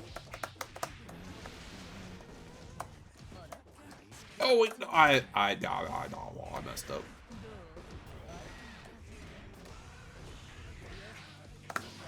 Thank you for being unlike Diamond players who don't realize that MLA is literally 27 frames of please 6p me. Yeah. No. Alright, I have to. No! No! I could have just done the good thing and it would have worked, but I did. Tried to Jimmy Neutron it. And my undefeated streak might end here. Nah, it's gonna. Goodbye. Good fun, folks. What I was trying to do, I was trying to use P teleport women. to cut you short and let the hammer drop on top of you. And then use the combo. Oh! Oh, that's funny. I love I wouldn't have thought sacrificing about health that. to get item hits into combos, but you know. Let me take a quick peek at the bracket again just to triple check. Yeah, I was gonna say, how are we looking? It looks Okay. like. Looks like it's all finalized. All right, let's look at the standings here, and then we'll get into the for first time watchers. We take the top 12 cutoff, and that's due to a number of tiebreakers. But the most important things are how many sets you won and how many games you won and lost. So, NATO, Pick Guy, Sir Kappa, and Burn Castell are going to be our top 4. And on the bottom side, we have Animals Music, Vortix, last week's winner, Andrelon, Skyfer, Ban the Fan, Generic Soda, ThirstoFive, and Nuka. They're all going to duke it out, but we'll only see half of our bottom 8 there to make it to top 8. So, and looks like Burn's here.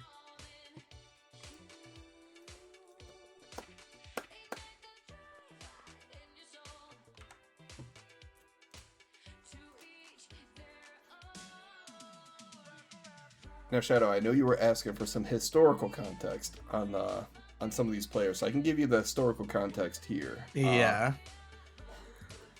Burn here is a fantastic Mei player, very, very strong. They've won one before under their older tag.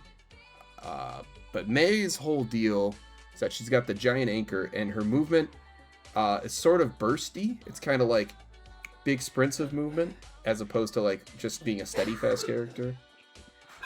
Where Axel here, I think you'll get Axel's gimmick pretty quick. I think you'll figure out what Axel does pretty fast in this match.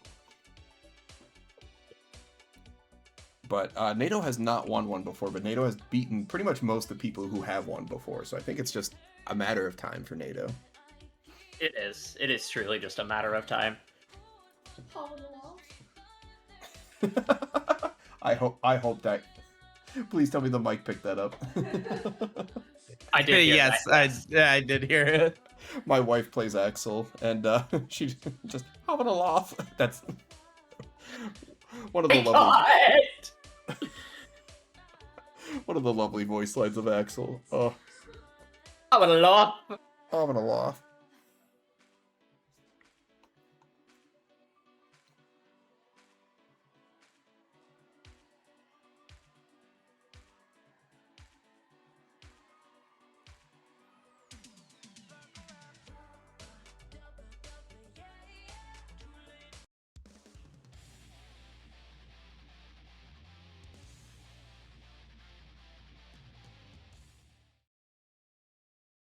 Or there's always the That they cannot change society.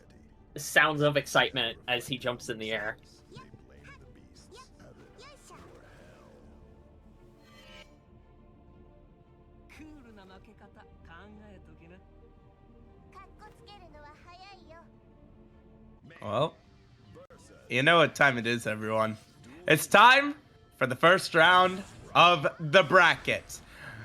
Already, all of these people have been fighting all night just to get here for the past 2 hours, and you finally make it this far, but the job's not finished. Still a lot of flying left to be had. Let's find out who can get to move on from this one, as already it's the Axel being able to produce so much damage, but here comes the counter from the Mei.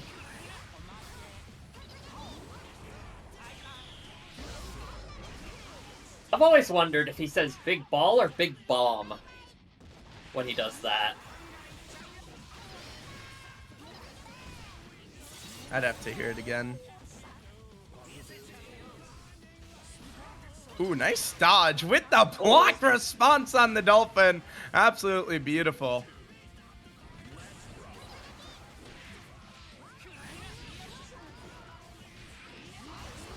Oh my.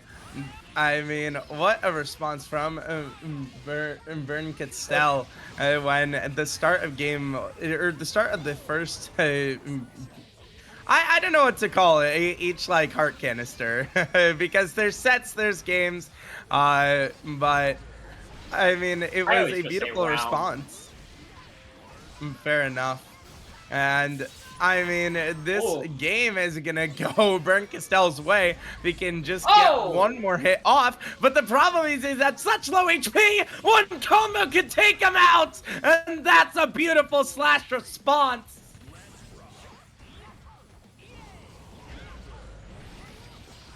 That one's gotta sting to not get that game ended right there and find yourself in a third round. Chat trying to rally around Burn Castell, but he's getting burnt so far here in game 1 as he just cannot get any damage off till now.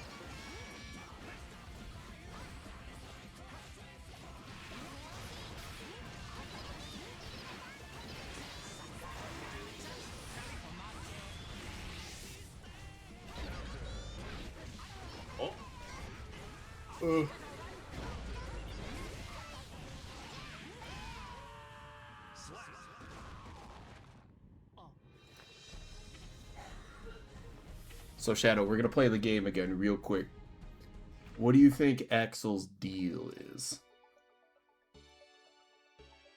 I honestly, I was just I marveled by the skills that both people are putting out there. I wasn't fully paying attention, but obviously with the chains, I mean, I love sights. I will say sights are my favorite weapon. It reminds me of I forget the Hashir's name from Demon Slayer, but that's who it reminds me of. So Axel's deal is there's an asterisk on this because in Strive it's always somewhat advantageous to kind of get in close, but Axel's deal is Axel really wants to keep you away. There's a lot of really far ranging moves and has a lot of like really great ways to like hit you out of the air. Hit you from far away. Is that why everyone hates Axel in chat?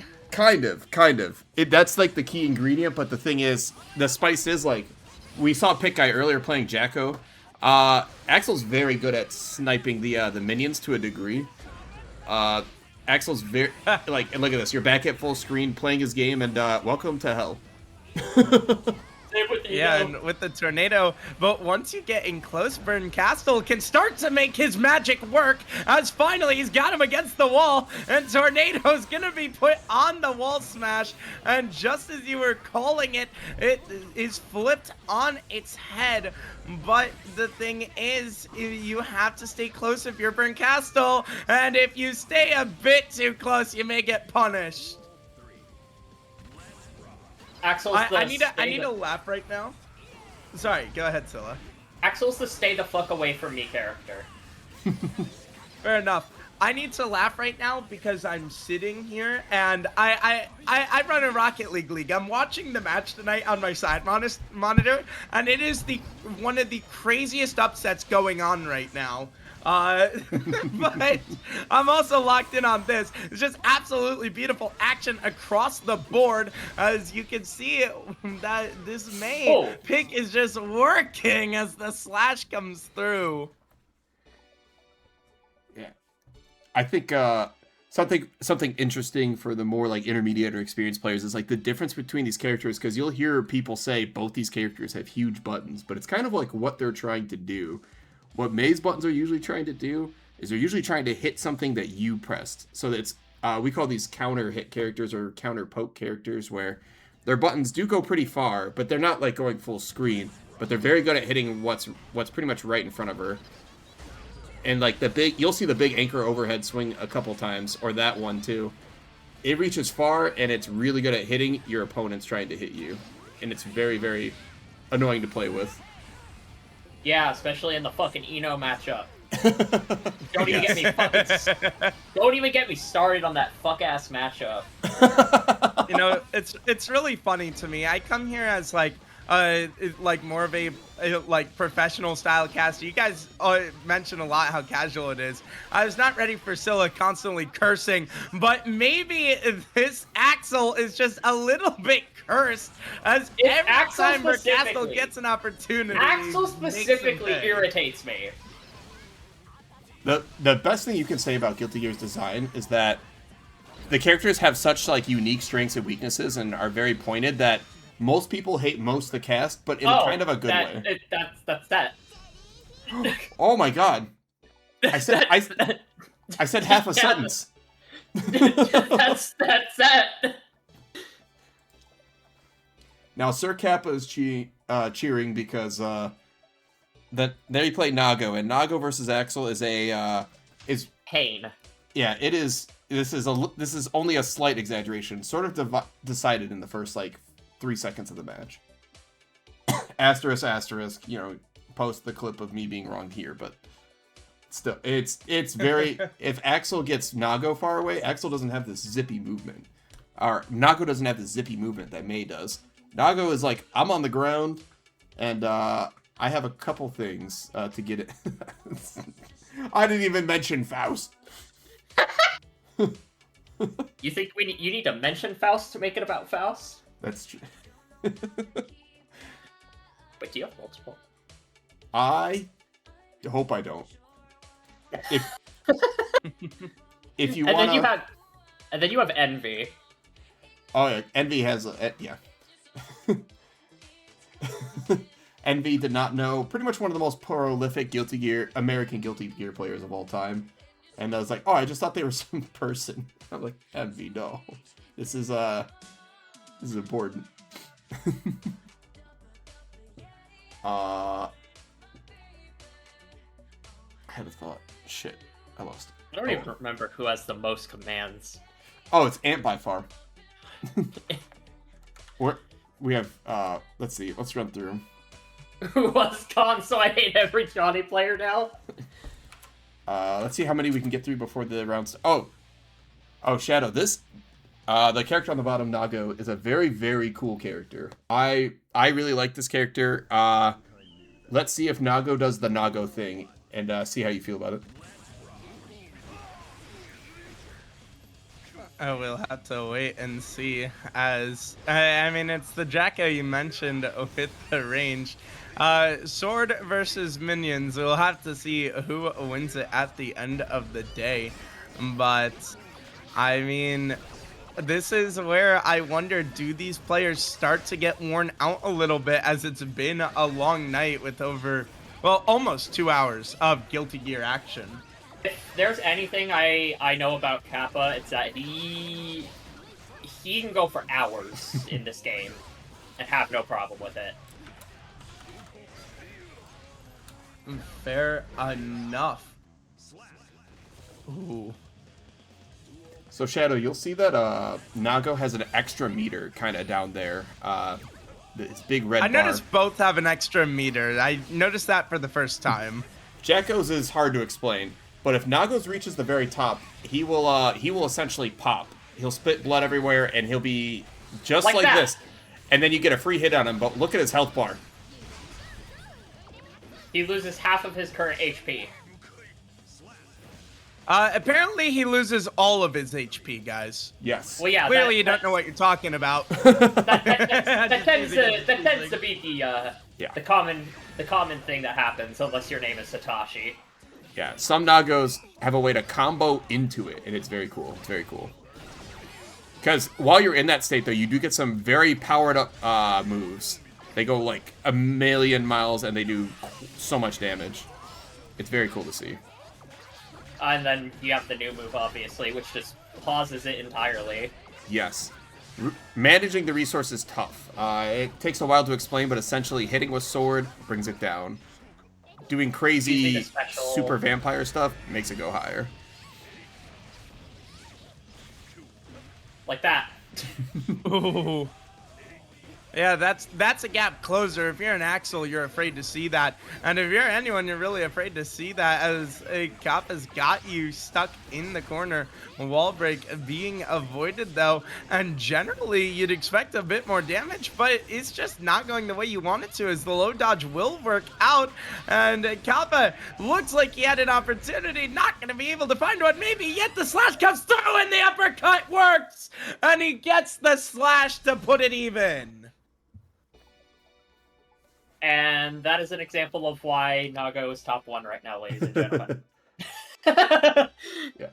Nago is very strong. Nago still has...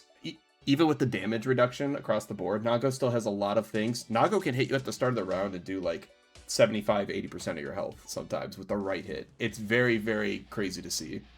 But Nago also is one of the few characters with true lose conditions. Like full screen against Axel, if he has like a lot of blood built up, there's truly not much he can do. Faust with the banana on the ground, same thing. Truly not much Nago can do. Wait, hold on. I gotta hit the fucking command. Hey, listen, How can I make this about Faust? To be fair, I'm actually praising Faust for once. How can I make this about Faust? How can you make it about Faust, man? Yeah. I'm kidding. We love you, son puppy. Nah, I know. It's okay. No, get out of here, son puppy. You're banned. Ant bullies me. Ant bullies me enough. It's alright. Speaking of bullying, this Good round lord. has been complete bullying out of Kappa. And he said in chat he didn't deserve the last one, but he's definitely gonna deserve this one. Oh, yeah! Listen, if there's anything about Kappa that people should be aware of, Kappa literally is, I think, co-owner now of Yokai, which is an extremely, extremely good organization. Like I mentioned earlier, fucking Joe Brownie's part of Yokai. This is not sponsored. We're not sponsored by Yokai. I like to think we're friends with Yokai. Heart. If we glaze them enough, maybe they will sponsor us. Guys, we love Yokai here. What? What? I shouldn't say that. I'm kicked out. Damn. Maybe if I glaze Yokai enough, Kappa will let me in. Oh? That killed. Ooh. That it's Nago, of course that killed. Oh, but yeah. Yeah, I will say definitely blocking from all fours ass you're up up. is an interesting decision. I mean, it ain't called the Jacko pose for nothing. Yeah, that's true. But, I mean, this Help. is what Nago does, though. It doesn't matter what pose you bring out. It's just Fifth gonna damage kill? absolutely Yep, fifth dominate damage you. kill. And Sir Kappa, team bedtime. True team bedtime player. 敗北と思う最善を尽くしたと誇れ Nakora Yuki. What? Smile. You made me a little bit angry, smile. Kappa, when are you opening applications for Yokai? Smile. Kappa, when do we get sponsored by Yokai? Smile. I'll sit here and glaze you and Yokai all night, man. We love you, Kappa. We very much love Kappa around here.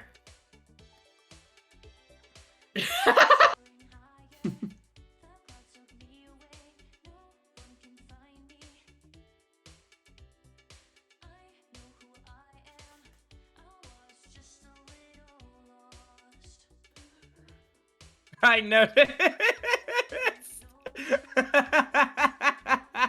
Hey, I'm new here, okay?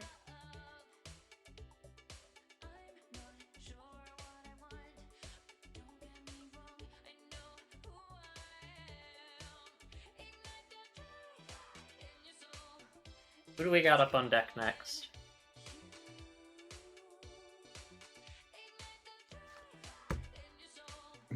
I think we're gonna head on down to the winners junior side of the bracket. Oh shit, it looks like we got Thirsto on deck. Potentially.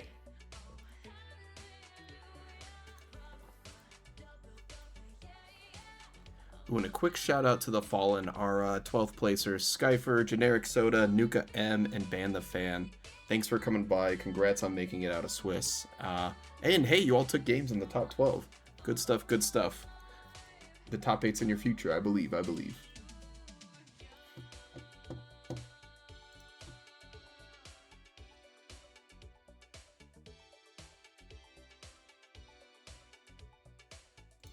Oh wait, Dweller, you haven't seen Potemkin yet, have you?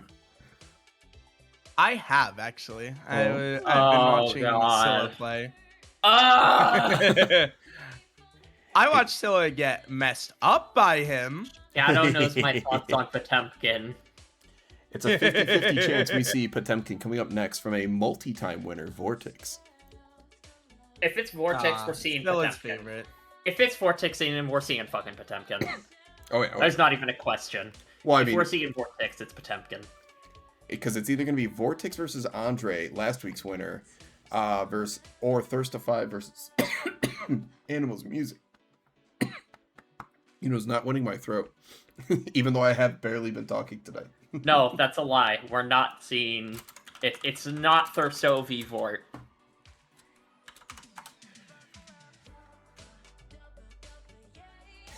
I have a complicated relationship with Potemkin.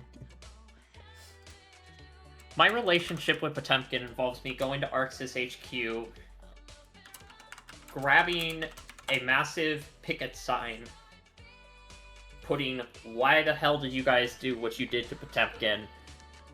and marching into Daisuke's office. Look, it's the grand experiment. We had to see what would a top tier grappler look like. And now we know. Mm-hmm. I think that's what's it called? I think that's the that's probably got to be the toughest part, I would say. If I had to guess, Shadow, is like in Rocket League, yeah, there are different car models, but I know it's 99.99% not relevant. Even though isn't like the Octane It actually very much is. There's Is it? certain hitbox types that change interactions. Oh, see, I'm learning. but But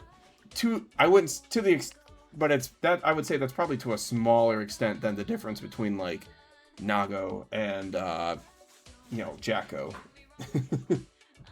yeah. But certain cars do certain things better than others just because of their build. Mm.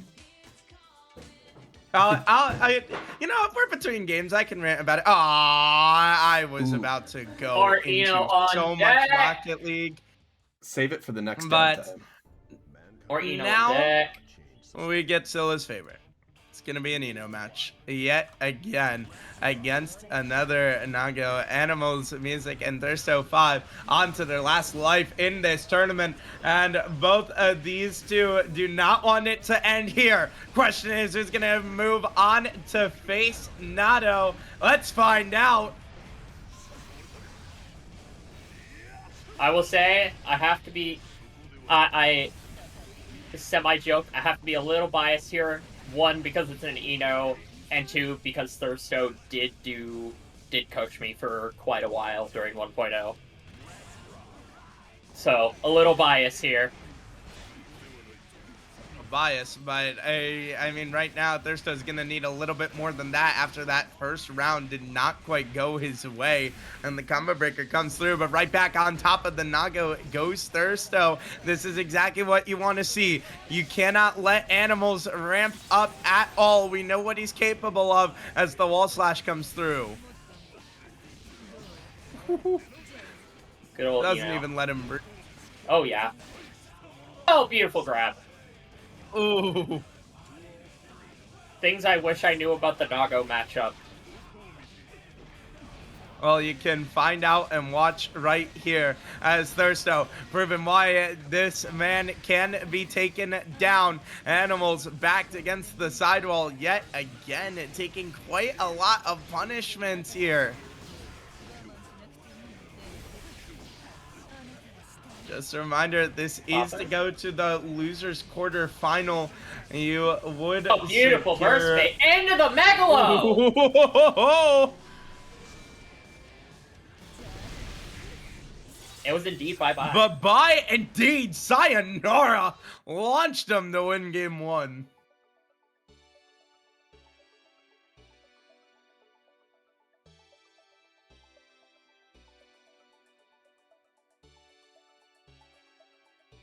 Just a reminder, this is to go to top 6.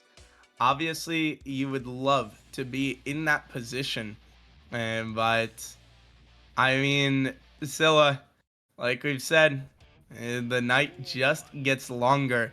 And do you think this is when exhaustion may start to hit a little bit? I don't know. Because, see, earlier during Twist, we had a lot of people that, weren't as... What's the word? Weren't as used to long-time sessions, but, people here, we have, like, Thirsto, Animals, Kappa, even Andre. They're a bit more used to these longer sessions.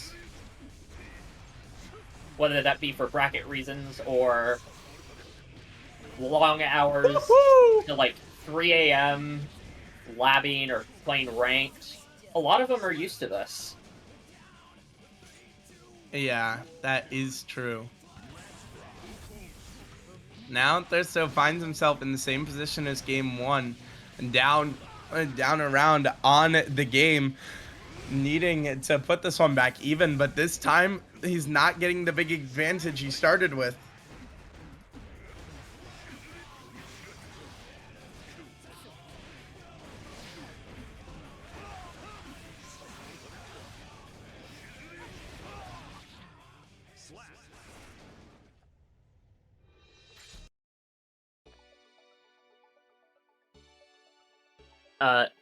Hey, Sun Puppy.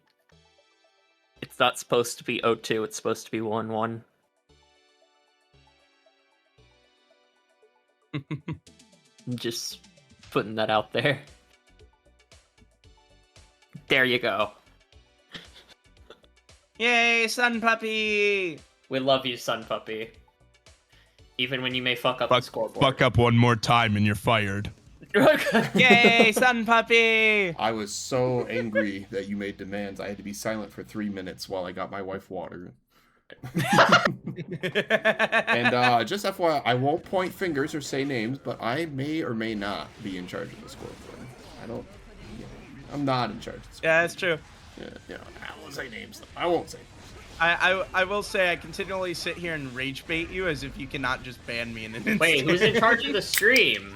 I'm in charge of the stream. But the scoreboard... Oh, beautiful. Who's in charge of the scoreboard? I said I wouldn't name names. Nexik, are you in charge of the scoreboard? I'm a little surprised it's taken you this long to realize, Scylla. I knew a while ago. Yeah, you know what, Scylla? I don't like your tone. Yeah. Can we like display a Scylla losing like 0-3 to someone up there now? What? It's never happened. So that'd be a good revenge. It's never happened.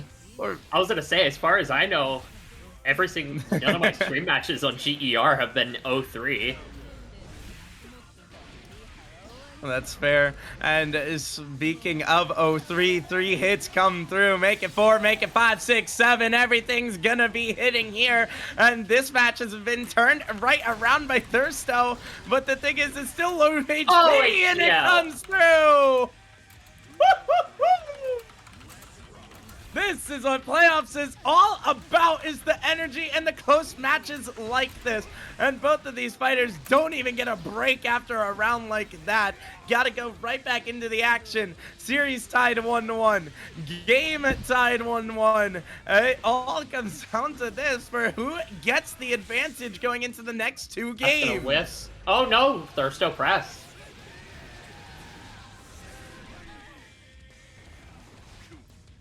I hate getting hit by that super because it takes like 5 years. Yeah. That tension was built up and was used, but the thing is, Animals has the burst as well. Thirsto's trapped against this sidewall. May just be the death of him, and it will be, as the wall breaks, unable to hold the dead body, as it will be Animals going up to 1. Y'all are doing a fantastic job making clips for the June highlight reel, by the way. It's beautiful. I'm trying not to get too loud because he said it's supposed to be casual, but I can't help it. It is whatever we make it to be, There's times where I've locked in. Oh, just wait till grand finals. Oh yeah. There's times I've locked in and made it like, what's it called? There's times I've gotten pretty locked in on grand finals. I'm like, yeah, let's get it, doing some professional streams, and then there's other times I'm like, I'm so tired. I'm just like, I think we're all doing great.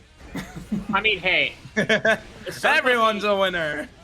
Sun Puppy can agree. I'm normally a lot louder, especially considering last week, but I've just got a raging headache today for some reason. The IBFDs. You know, dealing with me does that to people. Anyways, Nah. and I bet part of the headache is going to be the fact that Thirsto yet again is getting absolutely smacked around in the first round of a game. Now Thirsto down to tournament life. And for him, he's got to push this just a little bit further, down to 1 in the set, down 1-0 on the round count. And he's going to try to strike back, gets the combo to go, but the blocks are just coming through, and it's just so massive with the counter response in return, as both of them are starting to match each other perfectly. But with the mic hit into the guitar slam, gonna be trapped against this wall. It's animals like an animal in a cage. You just cannot get out, and this damage is coming through, and it's absolutely massive. Just needs a little bit more, but the thing is, Scylla, you know how dangerous that Nago damage is. You cannot afford to let up whatsoever.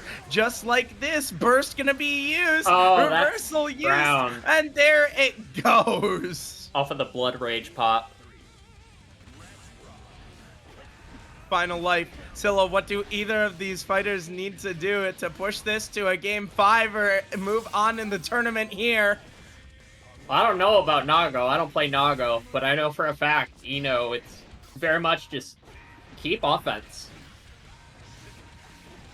And Gotta try not keep to the get hit offense by going. Nago's super big buttons. Yeah, you can't really Or do fall that. into this trap. But the counts are going to be used. That is such a big chunk of damage. Absolutely massive. Thirsto looking to push it to game 5. Looking to push the offense. Can't quite get it to go. And Animals does have the burst if he needs to use it. But the problem is the damage is just going to be layered on. Finally uses the burst to back him off. Right back on top of him goes Thirsto. But Animals looks to push the advantage. This may be it for Thirsto. that's He's going to it. get comboed out of this tournament. Fair enough, Thirsto. Fair enough. Fair enough. Fair enough, Plug. Fair enough.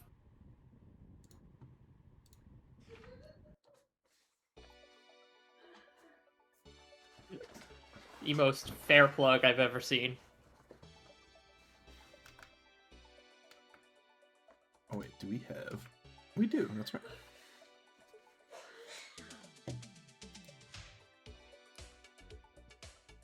Yo, GER instant replay. Speaking of screens that need to get updated. I was gonna say, that is like... Ooh. Yeah, when I was trying to figure out how to make do instant replays, I really tried hard. To like just get something out there. I'm like, oh, okay, this looks bad, but like at least it's themed. Yeah, one weekend I'm just gonna sit down, send my dog to my mom's house, and then just spend like 4 hours just making everything extra pretty. I want to criticize you for it.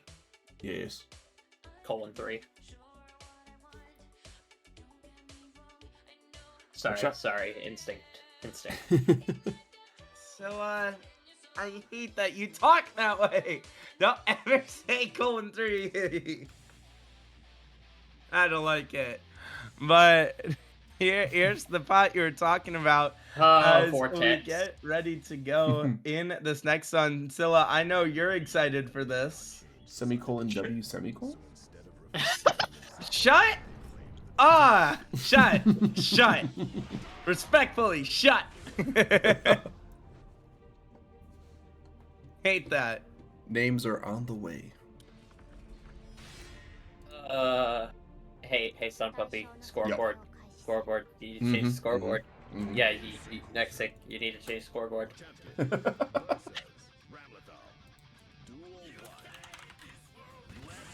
This could go either way. Vortix, a very notable Potemkin, though, so... And then obviously, Andre being your winner for last week's GER, here to try and defend the title.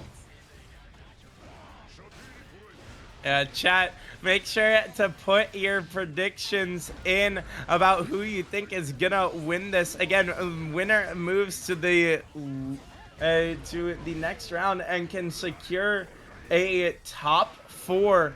And this is, or sorry, not a top 4, excuse me, top 6.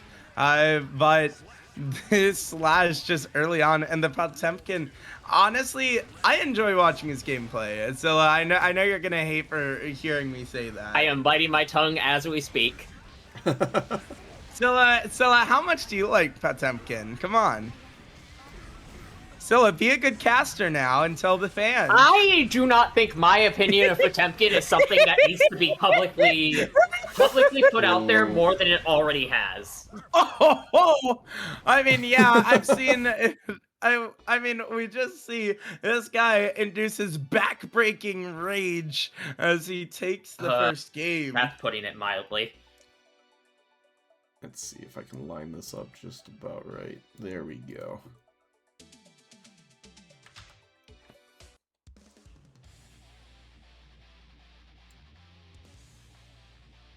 Yeah, on that nothing nice to say, don't say anything at all type shit. It's people, please. Hey, I have no control over what people in Roth say. She likes and mouse. now you see Andre going to immediately just come back out here with a newly lit spark. A little bit extra fire, but the problem is now the combo lands, and that's just so much damage. However, this isn't as bad as it looks. There's a concept I want to introduce you to, Dweller. See how they both have about 50 bars of tension at the bottom there? Yes. So, on defense, there are some certain super moves that can help get you out of situations for both of these characters. Or there's also that yellow flash we saw there. Tackle that a different time. But having those bars gives them more defensive options to help them get out of the blocks here. But Ram is armed with a particularly very fast, very big one. So it's definitely something to watch out for if Vortix is trying to hit them and they're blocking. But they got one of those queued up.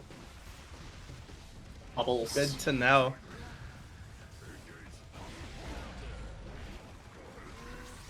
So, I know you don't like Potemkin, but since you know a lot about him, tell me, what does Andre have to do to beat him here?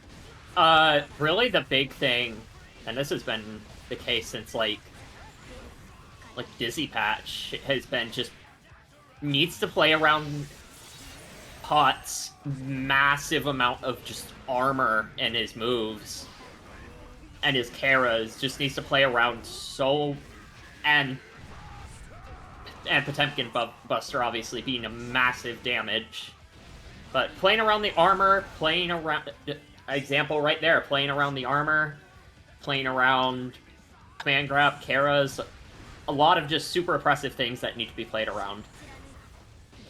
And then also with Ramlethal swords need to play around Flick. That's can just completely negate the effect of. Actually, just I don't even know if Flick works on swords. I think it does. I don't know.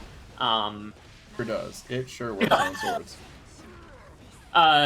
Playing around Flick, all the guard crush he has too. It's just crazy. A lot of stuff that needs to be played around.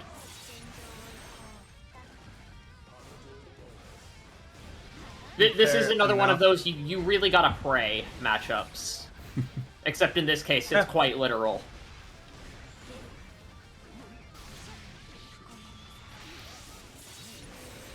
Okay.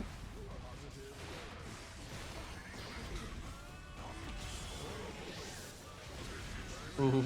This is coming really close. Andre surviving long enough, just long enough to keep this one going. But Vortix, you can feel him getting closer and closer with every step, and he's gonna get it.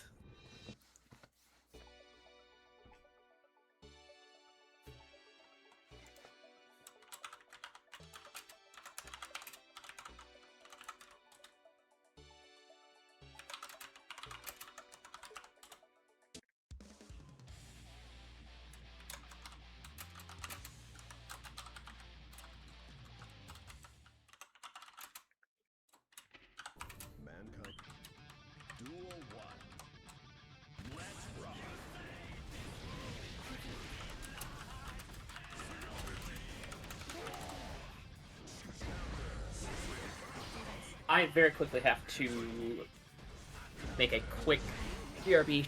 Oh, Oh, I get to have take fun. over. Yeah, Yes, have give me the fun. mic. Give me the mic. Get out of here. Here, have it. Have fun. Let's Slide go. in. I get to go Fires. crazy, chat. Speaking of going crazy, Andre's starting to get the combo rolling, but it's going to quickly be countered on the punish. And now back into the corner, not the place you want to be if you're Andre. Back going to be broken over the top and just trapped in the corner, trying to get him to back away, and he finally does. But a double fist to the face will end the round in a slash. And this is just the power that Vortix brings. He's just so good on this Potemkin, and you have to be so careful because one mistake could lead to you getting comboed out. But speaking of combos, Andre's just as good at him, and he's the reigning champion for a reason. That's right. It's still yeah, real quick, it's still 2-0 to Vortix. You gotta keep that in mind. So Andre's fighting for his tournament life here. I will say the two things that carry Vortix that really are like Vortix strong points outside of the character too is Vortix is very good at like two skills that you have to be good at as Potemkin. One is defense. Vortix has some really strong defense, and it takes a good amount of effort or some really tricky stuff to hit him, except for right there. But commentator curse. But the other thing is, you'll see a lot of like these grabs, and when Vortix is on the offense, it's conditioning. Vortix knows how to kind of make the opponent do what he wants to do, so he can land the highest value hits. And it's pretty. When you play against a really good Potemkin a couple times, it feels like you're being like mind read. You're just like, how do they know what I'm doing? So it's definitely a very interesting feeling for someone who, for the first time playing against a really good Potemkin. Yeah, it definitely is not easy whatsoever. As what a way to get the slash and end it here. That's the end of the line for the reigning champion as he's broken in two and sent home packing. Yeah. Like the way that move that Vortix does at the end, there's actually a grab, so it goes through the blocks, but the way against Potemkin, everybody knows that move is coming. It's famous. It does 1,000,000 damage. Everybody wants to jump there. Because if you jump it, it'll miss. You hit them. It's like counter and a big, you get some big damage, knock Potemkin down. It's happy time. So what Vortix had been doing is in a lot of similar situations throughout that match and a lot of the previous interactions right before that moment, they were going for a lot of hits. They were going for a lot of lows, a lot of close slashes, a lot of other buttons that, you just hold back to block. So by that point, Andre's not thinking about, I should probably try to jump Potemkin Buster. They're thinking, well, I better block this next move or else I'm going to die. I'm at pretty low health.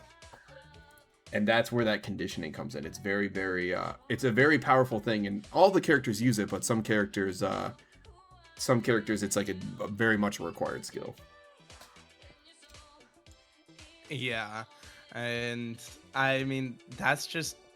fighting games are so fast-paced and look awesome, but it's as much of a slow-paced chess game as it is a fast-paced, just high-action game. I mean, there's so many small inputs that really matter for it. Mm-hmm. The very first round we saw, I didn't get a clip of it, I'm kind of sad. We see Vortix do, so Potemkin is a kind of a weird character because you've seen a lot of other characters jump, air dash around the screen, they can run up. Potemkin can't do any of that. Potemkin can jump, and that's about it. But Potemkin has other movement options that are unique to him, and one of them is his, it's called, I always mix up the two because they're wrong, Hammerfall. So what Hammerfall does is kind of launches Potemkin forward, he goes, and he gets a little hit of armor, a bunch of other stuff. But when you do any special move in this game, you build tension. So there was a point where Vortix got Andre on the wall and got them stuck there, but they managed to squeeze in two of those, which is a very, very hard input to do, like especially really fast. And they squeezed in two just to build that extra meter. So the little things go a long way. Setting yourself up to always have that 50 meter, to always be like, well, I can take one more extra turn. I can keep this going just a pinch longer. It's nasty. Kind of like grabbing that mini boost in Rocket League when you think you might not need it, but later on it's like, I got 8 left in the tank. Hey, I can get that flip. I'll teach you something in Rocket League. All you need is 12 boosts to defend any shot. That's it. As crazy as that sounds, there in Rocket League, like if you are obviously lower skill levels, it's tougher, but at a higher level, all you need is 12 boosts. You just double jump, 12 boosts, flip, whatever. You can save it from the back wall, everything. All you need is 12 boosts to save any shot in the game. But yeah, I mean, as we get ready to go into the next one, we're into top 6. This is going to be a fun one here. Burn Castle. Been going against just Kapa. I mean, both of these guys haven't really played in a hot minute. Maybe it's the refresher they needed. Maybe it's the break that makes you cool off. But both of these guys showing that they have not lost a step at all, especially if you're Kappa, as he's just absolutely full comboing Burn Castle into the corner. And this round may just be done already. Yeah, Kappa's on fire. These are both heavy hard hitting characters, and the minute one of them gets truly going, it's gonna be rough. Oh, that's 2 hits for 50%. Smile. Yeah, I can see why people are calling for Kago to be nerfed. As now, here comes the counter from the Mei. We know she can work a lot of magic with the Dolphin, as he's gonna have him against that back wall. Combo breaker gonna be able to come through, but the thing is, it's not enough to free you from the onslaught until this counter comes through. Counter right back into the beach ball, into the sidewall, and we've got a round 3 in game 1. Around these parts, that's what we call a burst bait, where you do something, let your opponent burst, but you block it, so you basically get another free combo off it. It's a very big thing in Guilty Gear, especially. It Mei's very good to know. Especially but, at higher levels. I mean, there's not going to be any burst bait here, as it's just going to be an absolute smackdown from Kappa. Oh my god.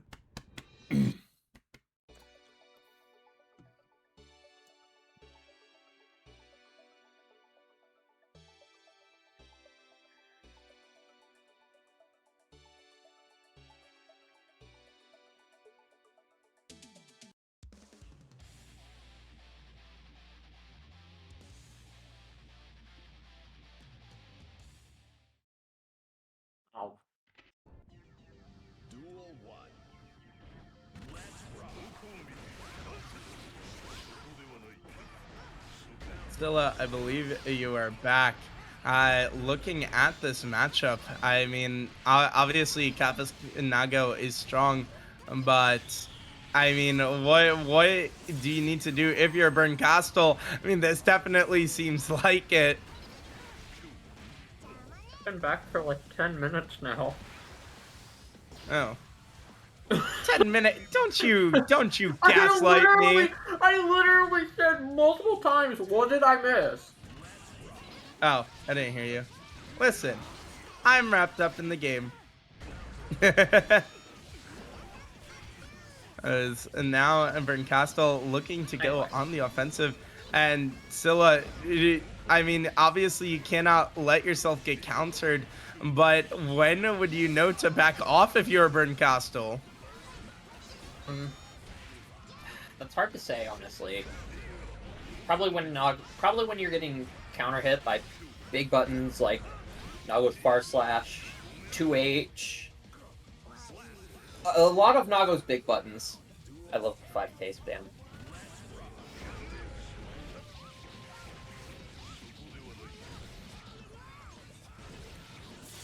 And right there, you know, we're seeing a lot of damage off of what, 4-button combo.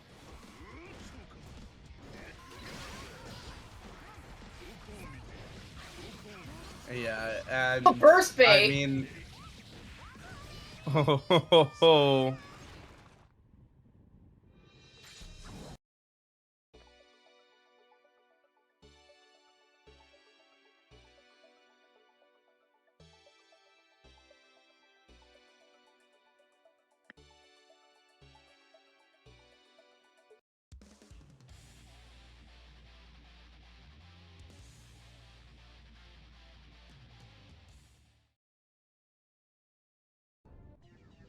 Duel 1.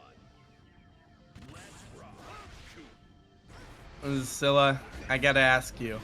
Are we just gonna see Kappa sweep his way to the grand finals, or are we gonna see Burn Castle be able to fight back here?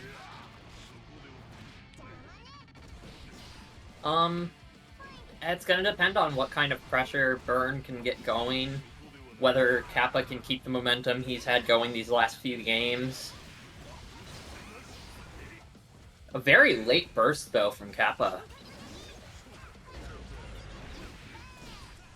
Ooh. Oh. I mean, Kappa's just so good on this Nago. It's insane.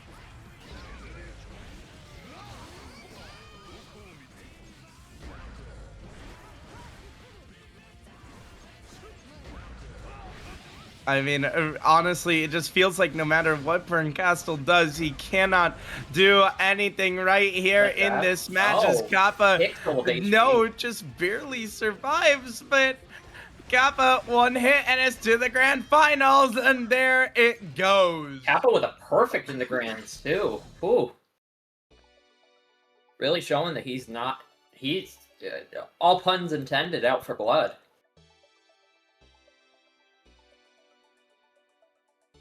Yeah, I mean, that is just absolutely brutal from Nkappa, and I mean, obviously getting to the grand finals is a great achievement, but it's going to take a far greater achievement to beat that man in a grand.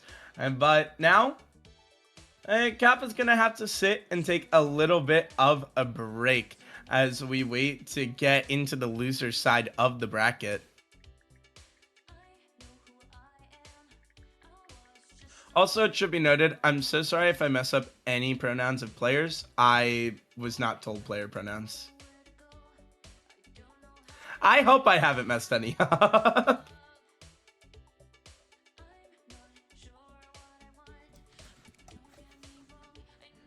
You know, just as a, yeah, we always Your silence scares me. Your silence No. says, "Yeah, you've been messing replying to up a something. lot." I'm just replying to something. no, we always do our best, and we always say, just let us know if we get it wrong. We'll fix it up right away. We do have rules in the Discord that help with that, but the only issue I found with that was sometimes it's just hard to, like, sometimes while you're streaming and managing a couple things, sometimes it's hard to pull them up right on the fly, and not everyone fills them out either. Yeah. So I always just say, let us know if we get it wrong, and just let us know. I did not know how to navigate Start GG enough. I'm so sorry, Mika. Oh, that's right. They are on Start, aren't they? Yeah, people can See, put them on Start.gg. I go on Start GG all the time for Rocket League tournaments, and I still always get lost, even though I've been looking on it for years. Let's see, can I pull that up here? No. That's the trick no one does. True dat.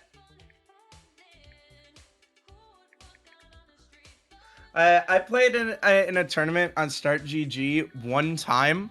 I played a Rocket League tournament with my college team. Yeah, I love when I run into a pro player in round one. I got my ass handed to me. That's seeding, baby. I mean, to be fair, I mean, we were still like top 1% of players, but we were on the lower end in the tournament, so we got matched up against really high seeded team. And yeah, I mean, I've never touched Guilty Gear Strive. The skill differential is like me playing this against Kappa. Like, that's how bad we got skill gapped by the pro player. The few times I've played in a GER, this is how it always goes. Round 1, I always go up against the best player in the tournament, and I'm like, shoot, but that's okay. I have 4 more rounds. That was kind of fun anyways. That's a good warm-up. I'm gonna play, faster, better. Next round will be easy. Next round, I get a bye for some reason. Like, we'll have an odd number of people, I get a bye. The round after that, it's like, oh, you're playing the second best person in the tournament who happened to get upset like a round earlier. Then I play then I get another bye, and then I play like someone who's like, hi, how you doing? This is like my first tournament. I'm like, hey, I might destroy you. I'm sorry. I'm not terrible at this game, but I'm not amazing. Sorry, little one. Yeah, exactly. That's how I was in fucking TNS one time. I did the redemption bracket because I ended up going 0-2. I lost my first set to a top 50 Slayer, and then my following set in losers is against a silver 1 Unica, and I'm just like that Thanos gif of just, I'm so sorry, little one. Because I'm over here on my fucking Diamond Eno. And it's like, oh, you poor soul. And when I had sent that in a replay review at the time, I was like, I told the person I was having do it, I'm like, I mean, I technically have 5 sets, but I mean, I don't think you want to see a set where I just kind of pub stomp a silver Unica. They're like, or where I pub stomp. They're like, oh, you can always get something out of 3-0 sets. I'm like, it was a silver Unica. They're like, never mind, I don't need to see that one. Yeah. Yeah. Also, real quick shout out, Nado has beaten Animals Music 3-1 in losers quarterfinal.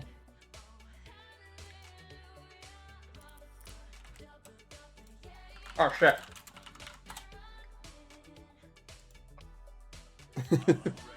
Oh, too slow. Oh, you were asking Kapa to fight No. you. Listen, if I could thug finals every single time, I would 100%. In order, I'd lose 99.9% of those, but the one time I win, I'd be like, see, I could have won. And then I would never play again. From now on, the grand finals winner has to face a Sun Puppy in the true grand finals match. Every single time. Eventually you'll get a win. I was kind of testing that to see if it would cross up. Oh, that's bad. Done. Shoot.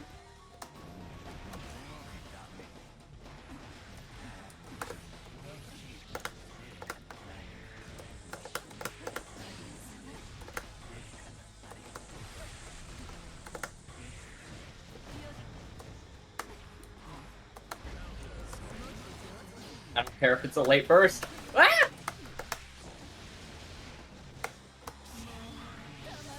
Oh, you got a safe jump off of that? Yeah, it's I gotta manually time it too. It's a little tricky. It's a little tricky. Larry told me to stop doing that, and I said, "No, it's fun." You know what's bad when Larry tells you to stop doing it. Ah! Spaghetti. Come here. Let me hit you with my random ass 50-50. You've activated my trap card. 50-50. Domain expansion.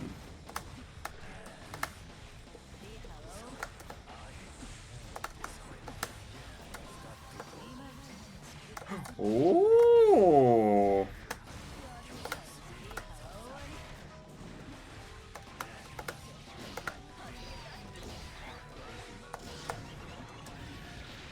Oh god, Baby Faust, hi! Oh wait. I had a plan and then my brain dumped it halfway through that sequence and I'm gonna die for it. I'm like, haha. Wait. The risk was calculated, but fuck am I bad at math. Wait a second. Milia Killer. It doesn't work against Eno. Darn.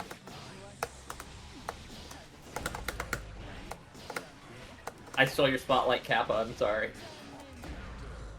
Nah, I had time. Nah, come on. Alright, this is fun. 2P City. No, that I meant to have that after the fucking HCL. We can talk about this.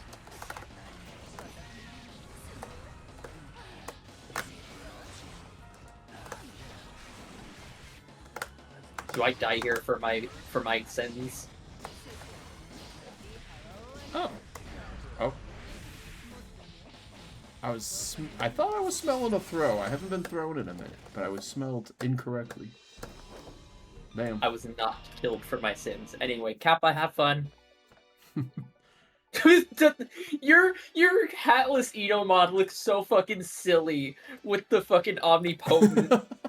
It's true. It's true. Because it's just, you see like two little horns just coming up out of nowhere. Yeah. I just liked the haircut. I saw the cut was pretty... Next set is up? Ah, that's not true. It is true. Damn it. They're right. Some other day, Sir Kappa can win round start twice. Do not let NATO win. That's true. NATO is like the sort of this the looming demon in this bracket.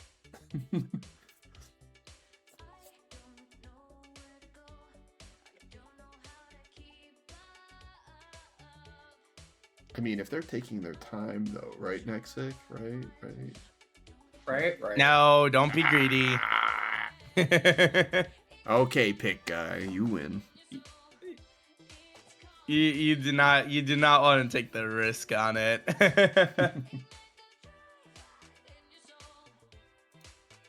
Me and Roland did get in trouble with Nexic once for overplaying the halftime entertainment.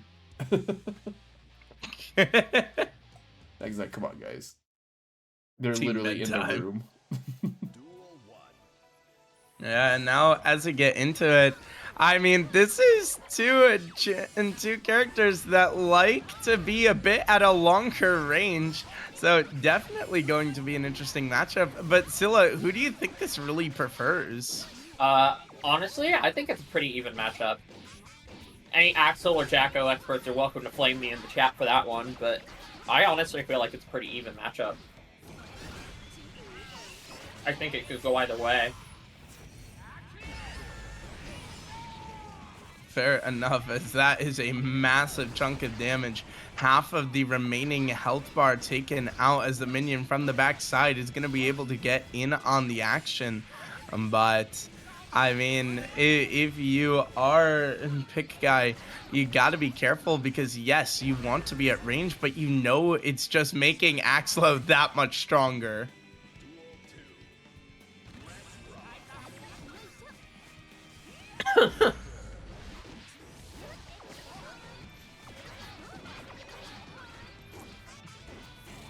I love that it's Ant 6.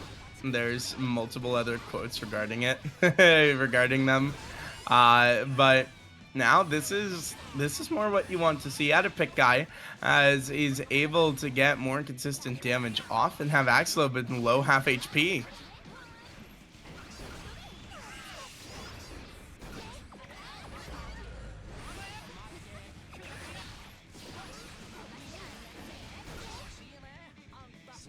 Guys, what about mate?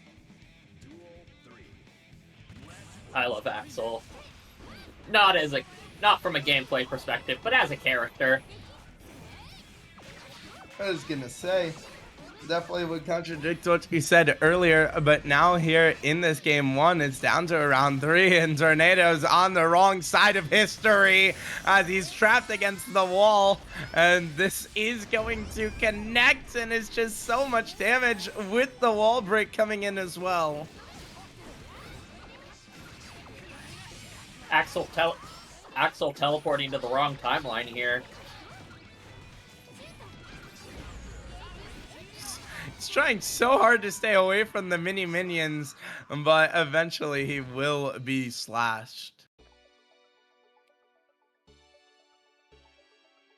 For those of you Guilty Gear lore nuts, you get the joke behind what I said. for those of you who don't, Thanks, Axel has time travel capabilities. Time travel bullshit. Yippee! Sorry.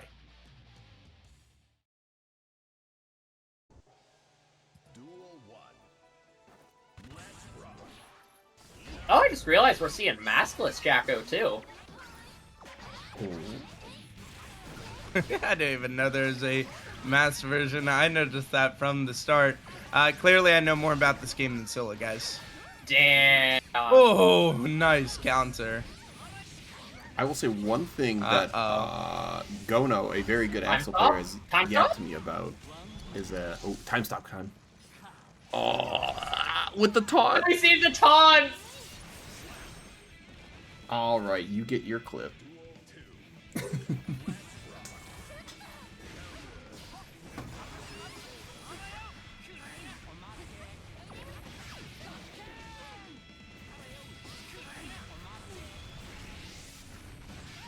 As this goes on, I mean, Pit Guy really needs to figure this one out. And the first game went his way, but so far the second game looks like an absolute beatdown. I mean, that ball and chain is starting to wear him down the way he has not been able to get away from Tornado and his shenanigans.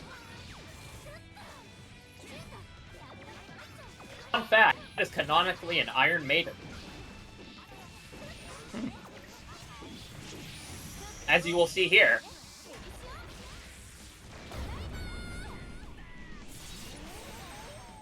With the wall break too, but you gotta be careful. Tornado has that tension bar built up, and he will use it effectively here. The burst is used to stop the combo from coming out and put this more even. This one gonna be coming down to a really close health bar stretch, as both of them are just perfectly dodging, but eventually the damage is gonna be able to come through. Minions stacking up, gotta keep them at bay, gotta keep both of them at bay, as everything is starting to get close, and you will get clotheslined. I'm so glad that's not a command grab anymore. Yeah, that's a back. Yeah, that's an interesting to know. That move where he drags the scythe along the ground, Shadow Dweller, that used to be, if you were like blocking from very far across the screen, if you tried to block that, he would just hit you because you were trying to block it and bring you in close and do a big fun thing to you. And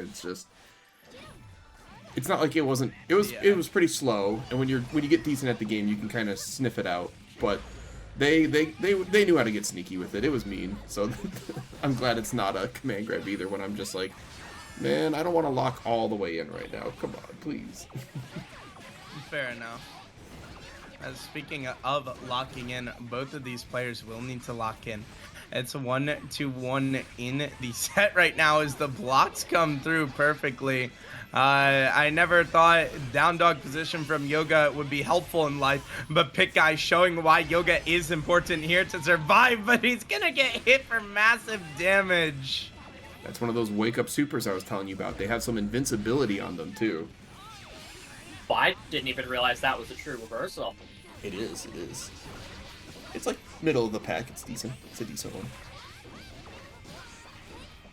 And right now, one hit will end Pit Guy's life, but he's not giving up on this. Wall break gonna come through.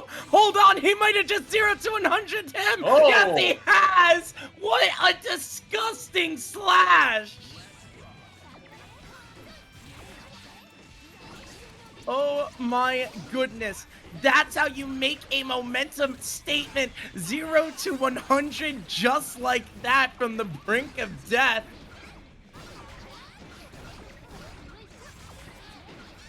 And still, it's just First bar building continuing. up really high there too on Tornado. Yeah, I mean, Scylla, Tornado has not been able to get the space he really wants to operate. What does he need to do to re-enable the spacing here? Well, not that. Definitely not that. Jacko in really any matchup is you gotta wait. you really have to wait. I always like to say, sometimes you can cash out a lot of that meter. I always like to say, hold on to at least 50 of it, of your tension bar, because that yellow flash we were talking about earlier, that's your YRC. That is a good way to, if you can hit Jacko, all the minions disappear. So when Jacko's up close and pressuring you, if they don't do specific sequences that are a little less effective than if they just have like all the room in the world, you can at least force them to do that as opposed to something else. But if you can hit them with it, you'll clear the minions, take your turn right back. And it doesn't even have to be damaged. You can just, she can even block it and they'll go away. Yep. She just has to get torched. Similar to how Bedman with his airs. Ooh.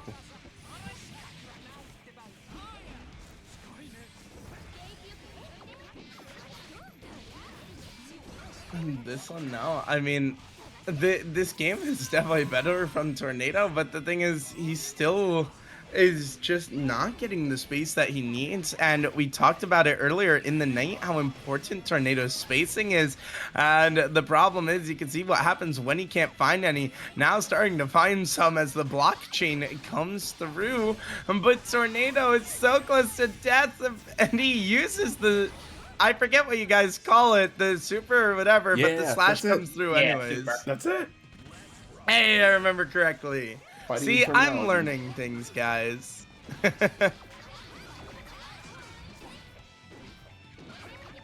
Nice part is that's pretty universal across like 99% of fighting games. Most of the time they're going to be I know, supers. but... Yeah, but I don't want to be the person who says super and then someone's like, ah, hey, moron, it's the one game, dumbass. Well, Or something like that. Well, for the most part, if, you know, some people will be like, oh, actually in Skullgirls it's called a whatever, and it's like, okay, listen, but we all, no, come on. Or if you're a Tekken player, they'll go, actually, it's called a rage art. That's, oh yeah, it's like, whatever, come on now. It's like, it's the same fucking thing. You do a big animation, a cutscene plays, you do a bunch of damage. Hey, whoa. Yeah, and now, finally, Tornado finds the space that he needs, finds the damage that he needs, and that's a damn good slash, as Tornado is down to his last tournament life, but he's fighting like it's on the line for him.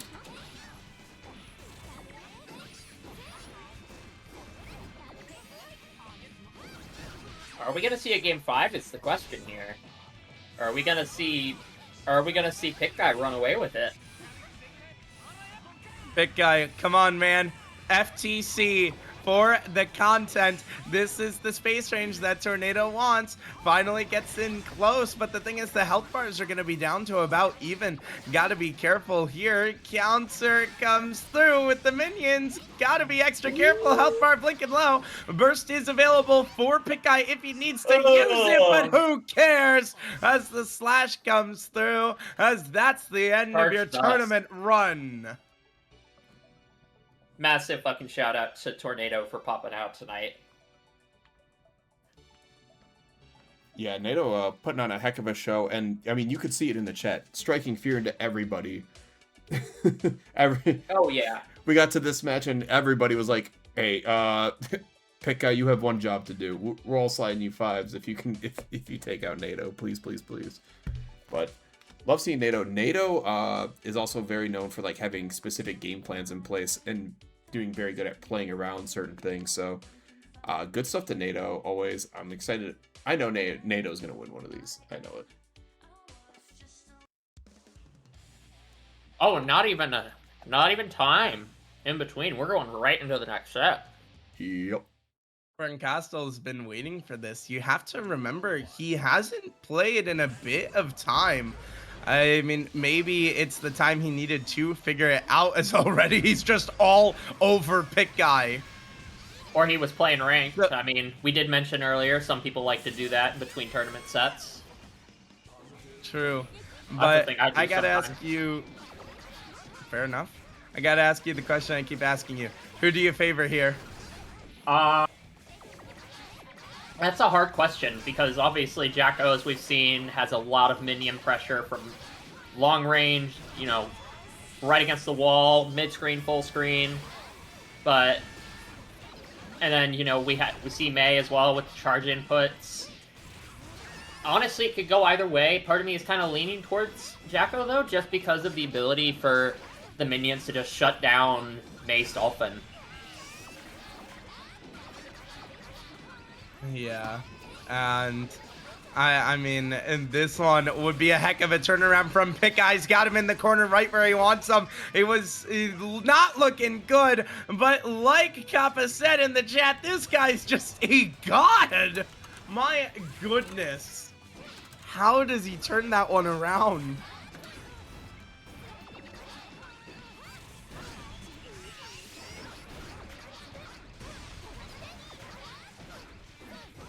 Zilla, what is the key to getting past all these minions? We've seen Pick Guy get so creative and use the minions damn near perfectly. What does Burn Castle really have to do here to bypass them? I mean, like I was saying last set, it's a lot of just... I guess Sun Puppy was saying too, it's a lot of being patient, trying to conserve your meter for YRCs. It's a lot of... It's a lot of really just trying to preserve resources, be patient, and getting rid of those minions when you can get the chance. Fair enough. And I mean, this is now just an early advantage to Pick Guy, and I mean, he did so good in the last set, and he's just looking to continue right where he left off.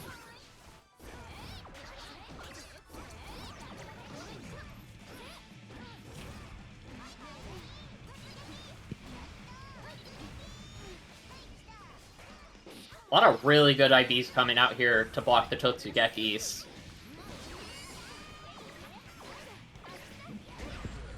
I gotta make the joke. The who's it, what's now? Excuse my newbiness, but The Dolphin. I mean, yeah, I figured. I'm just teasing you. But I mean, for this May's proven to be such a strong character, but this Jacko has been absolutely insane and unrelenting as the super is gonna land with the full slam and the wall break. Burn Castle is just not On in a the great ground with spot the right FRC. now.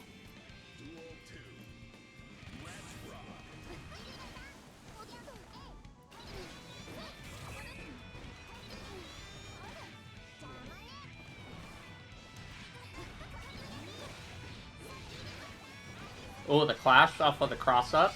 Burn still keeping pressure going, though.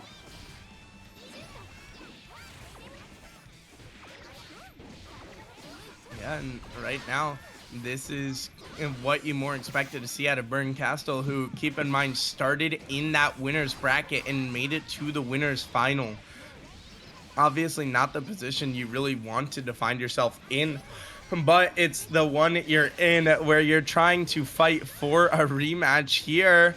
And Burn Castle just needs one more hit, but the problem is you're being juggled around. Is one more hit even gonna be obtainable? Stuck in the corner. The minions ready to go at a moment's notice. The blocks come through. One more hit and it's done. And this guy truly is a god.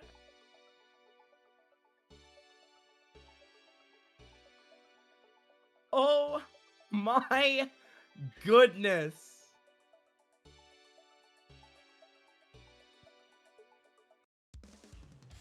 The Jacko pressure is fucking relentless. Good lord.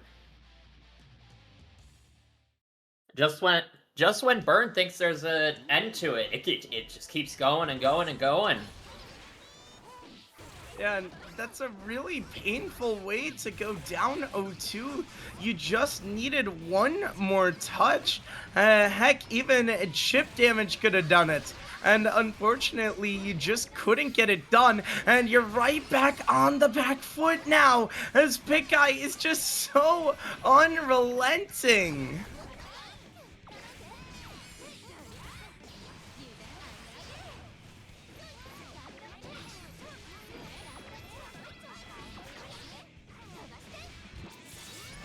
Oh my goodness. Pixel of health left off from Burn here. Yeah, but It's there's like no we're gonna magic be to be set found like point. last time. Set point here for Pick Guy. Oh my goodness. And Pick Guy is about to make quite the lower bracket run. Keep in mind, both of these people did lose to Kappa in the winners bracket, and that's why they are down here. And it just seems like Pick Guy wants it a little bit more. Until now, Burn Costal finally going to get his damage ramping up, and he's finally going to be able to launch him through the wall as the damage is really stacking up and the slash And comes Burn's through. still showing signs of life. Yeah, and I think Tornado is onto something. I'm just saying.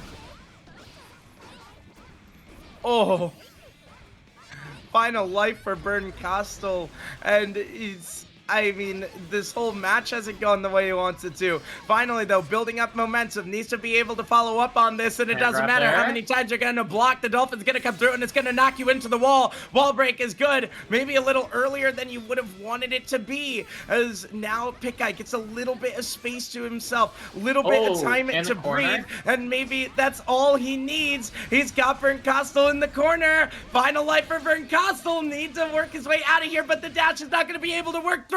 Combo gonna land, and he's not getting the wall break yet, and that's just the slash, and it's gonna be a rematch between Pick Guy and Kappa. That was beautiful. That was as Kappa said, that was a beautiful read at the end there.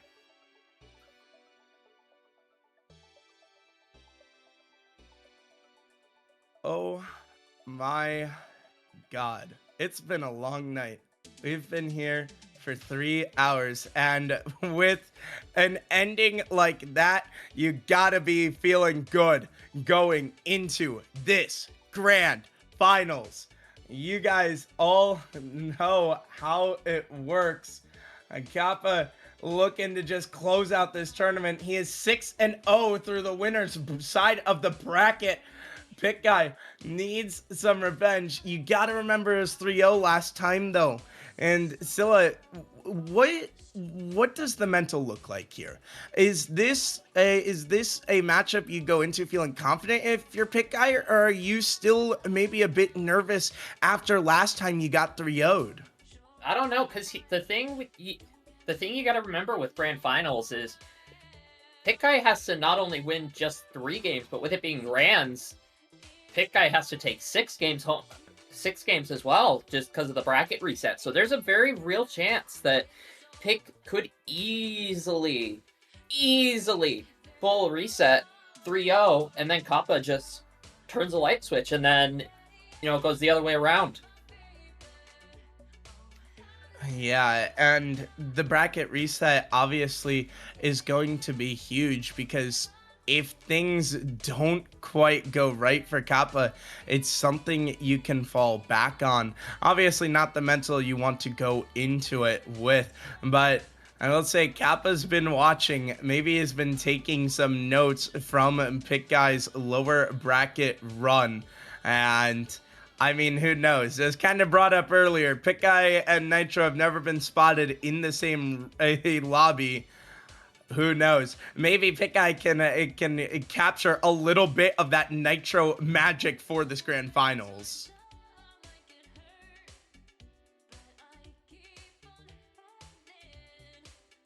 Scylla, I gotta ask you, who do you have going into this?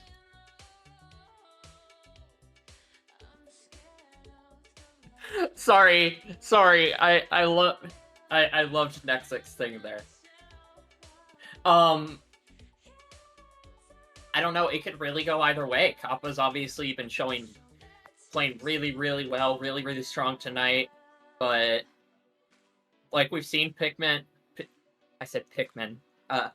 Guy obviously extremely determined to get to have the run back here.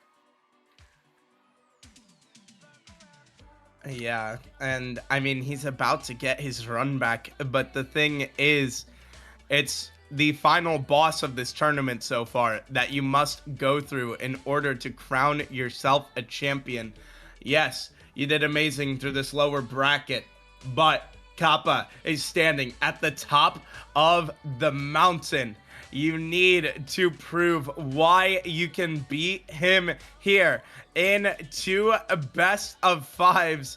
You really need a lot, but I mean, both of these guys are here for a reason. They have dug the deepest. They have dug into their bag of tricks and pulled out every last stop. Or maybe we've got a little bit more magic for this grand finals match as both players are getting ready to go. You know that this is what the last 3 hours have led to, and what all the work leads up to is the big time matches like this one. Grand finals about to get underway. Can Pick Guy complete the revenge tour? Or is Kappa just gonna steamroll his way to a victory? It's time to find out. Your grand finals begins now. As the eagle flies for the last time tonight.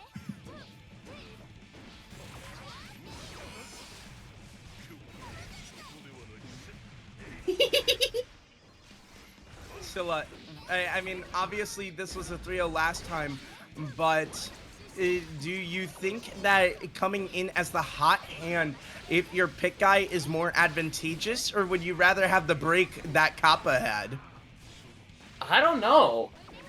It's like I've said time and time again, both players have been really, really strong and really out there tonight, and with being players at their caliber, they're a lot of times going to be trained and, you know, mentally and physically used to this level and length of gameplay. I will say, as someone who's watched probably about 150 of these, usually the person on winner side usually needs a match or two. Or I should say a game or two to warm up. Usually, but even then, it's still pretty close. You just said that over the top of a perfect. I hope you're aware of that, because Kappa clearly does not need a match to heat up. All he needs is a round, as he's already started yet again. But taking this first game is going to be so important, not just for momentum, but for having the confidence in yourself that you can do it, as the enraged mode almost comes through. And now you see Pick Guy just stuck in a corner. Doesn't matter how many times you block this, Naga's gonna be able to swing through you like a knife through butter. And Kappa taking the first game with the new move. I don't know the name of it. It's something. Listen, me and Call it down slash. I think it was GER 20 or 30. Me and Gono used to make fun of the people who knew the names of all of Nago's moves way back when this game was young, and like Shizori Yuki, and like we would just, oh, actually Shizori Yuki won, and we would laugh. But it's been 5 years. We're starting to learn them all. This one's just gonna take another 5. It's fine. Yeah. The aerial move. I was gonna say, you don't need 5 years to do what Kappa's doing. He is just absolutely dominating now, and the burst is just not charged, so there's no chance to get out of it.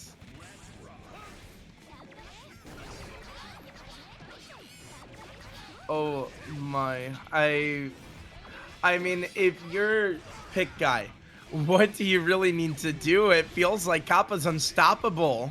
Yeah.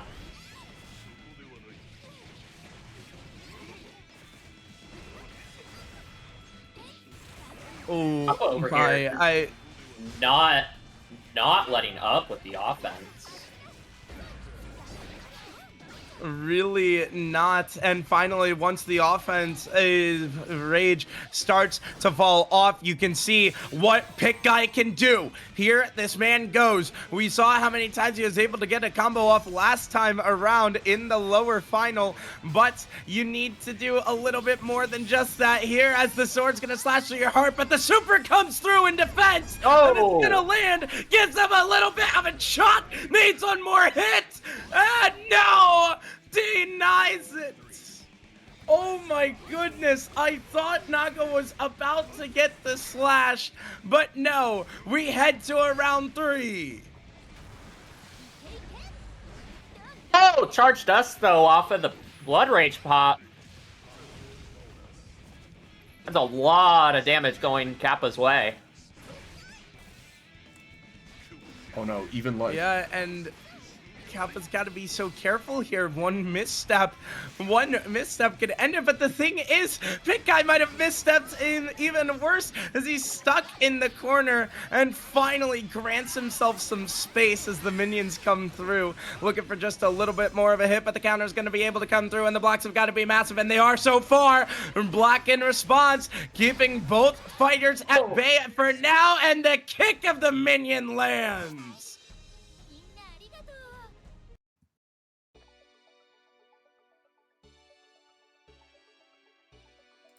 that deflect has been winning Pit Guy so many games tonight. It is so good. And they're using it so I would well. like to real quick say shout out Scylla. I've heard was that the Bite of 87 all night, and I've been driven insane all night because it's triggering the FNAF lover in me, but also it's so distracting and it's so hard to concentrate. But speaking of concentration, both of these players will need to lock in as it is 1-1 in the set, and you know that it's either a bracket reset on the line or just straight up grabbing the trophy. And that's what Kapa is gonna look to do. Round 1 beautifully going to Kapa.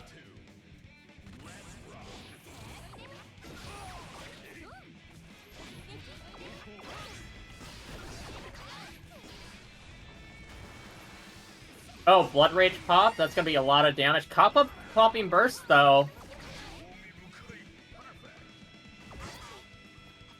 And a perfect in return.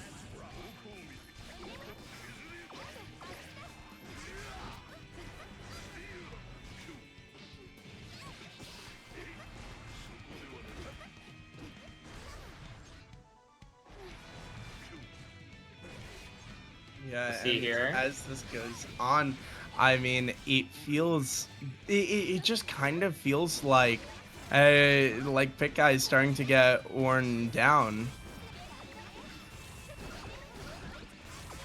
It's a very difficult situation there in the corner due to a multitude of factors there, but yeah, kind of was just waiting for Kappa to change up the situation just a bit, and the minute they did, they were able to turn it around.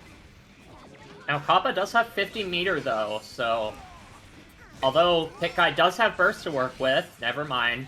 Why do I say these things half the time? Sun Puppy's still waiting to win the lottery tomorrow. Come on, say it, say it. Hey, Sutton Puppy, when are you going to win the lottery? God, please soon. Oh, God. Fortifying the minions here, keeping Kappa in a lot of pressure, taking the game. Yeah, I'm sure you've seen Shadow Dweller that the minions tend to disappear when you hit them or you hit Jacko, but when they have the defense mask on, which costs a whole super bar, but when they do that, you basically can't get rid of them. It's very hard to get rid of them, and it's very annoying to deal with, especially if you're Nago, and you can't really leave the ground too easy. Yeah, and I mean, now, Pit Guy in such a good spot. He can get the bracket reset here with one more game win, and he's got 2 chances to do it. Guys, put your predictions in chat. Are we going to get a bracket reset? So, I got to ask you, what does Pit Guy really need to do to secure this reset? I mean, honestly, keep a lot of the flow of what they were doing last game. Wait for Kappa to let down the defense, look for opportunities to open up, and then I think if they can do that, keep combo play going, they could easily take this. Get the bracket reset. Although they do have to remember, Kappa still very much has signs of life, though.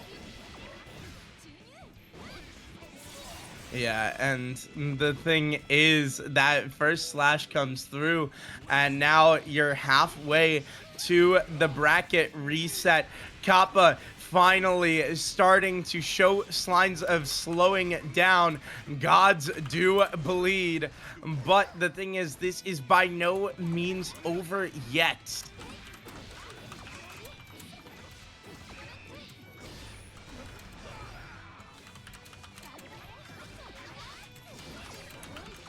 I think we'd all want that, Scylla. We'd all want set predictions.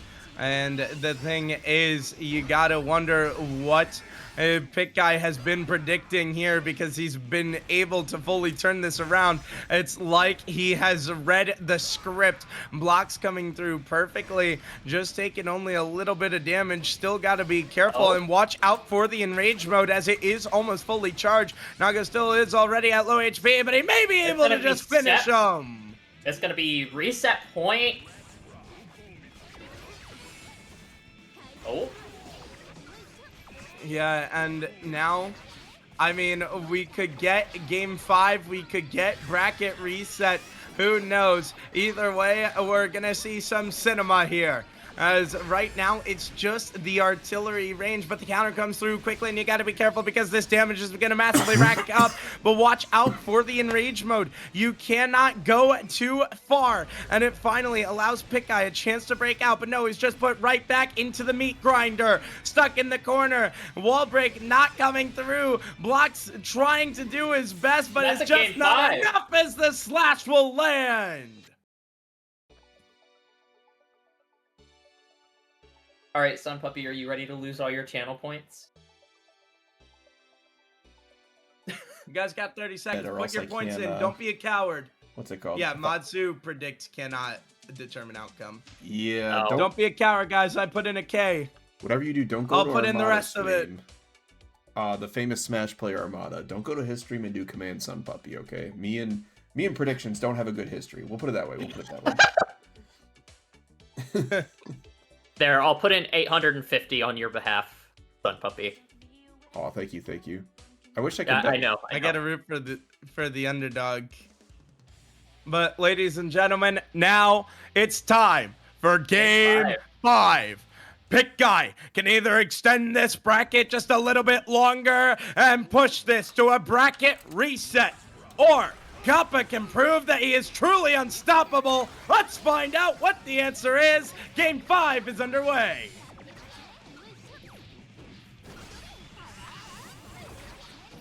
Already, we're seeing the early aggression from both people. Scylla, they do not want to let the other one get going. How important is it to really not let the momentum swing away from you here? It's really like last game we saw Pick Guy getting hit by a lot of Nago's bigger buttons. No, being mindful of those bigger buttons could be really key here to getting a bracket reset.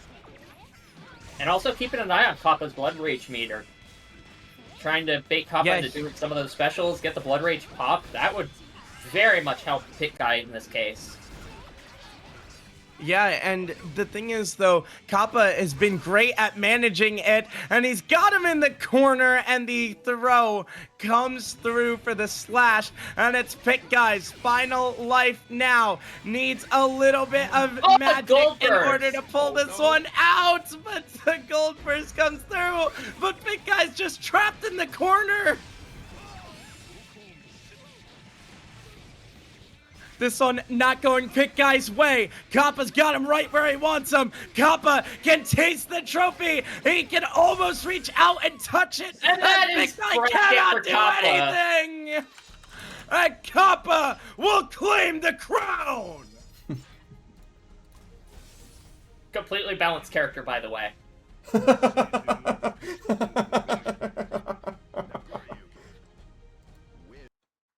Now let's see, how can I make this about Eno?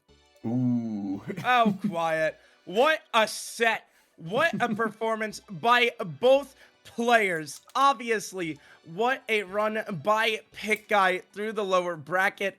Domination through it. But unfortunately, just as you climbed to the tip of the mountain, one man was there waiting to push you off. and his name was Kapa. Congratulations to our champion for this week, Sir Kapa, as it was an absolutely beautiful performance. And obviously, flowers to our runner-up pick guy for being able to get there. And yes, the bracket reset didn't come through, but it was still a beautiful set to end the night. And my goodness, did we witness some magic.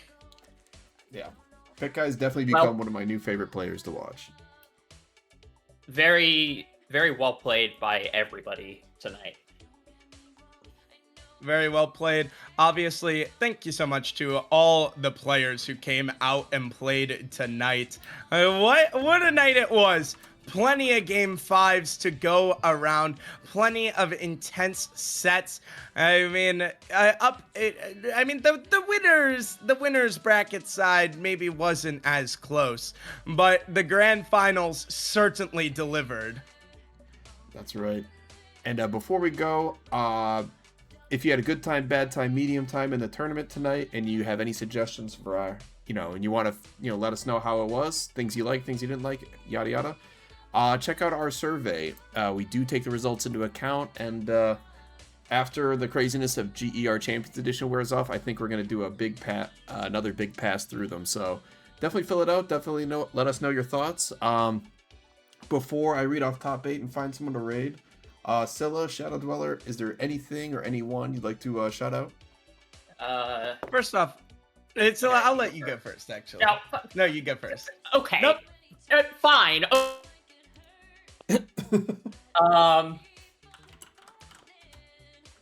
I guess only thing that comes to brain immediately is first of all, happy Pride Month. Second of all, gonna be this month. Oh, I can promote myself here, right? Absolutely. Okay, cool.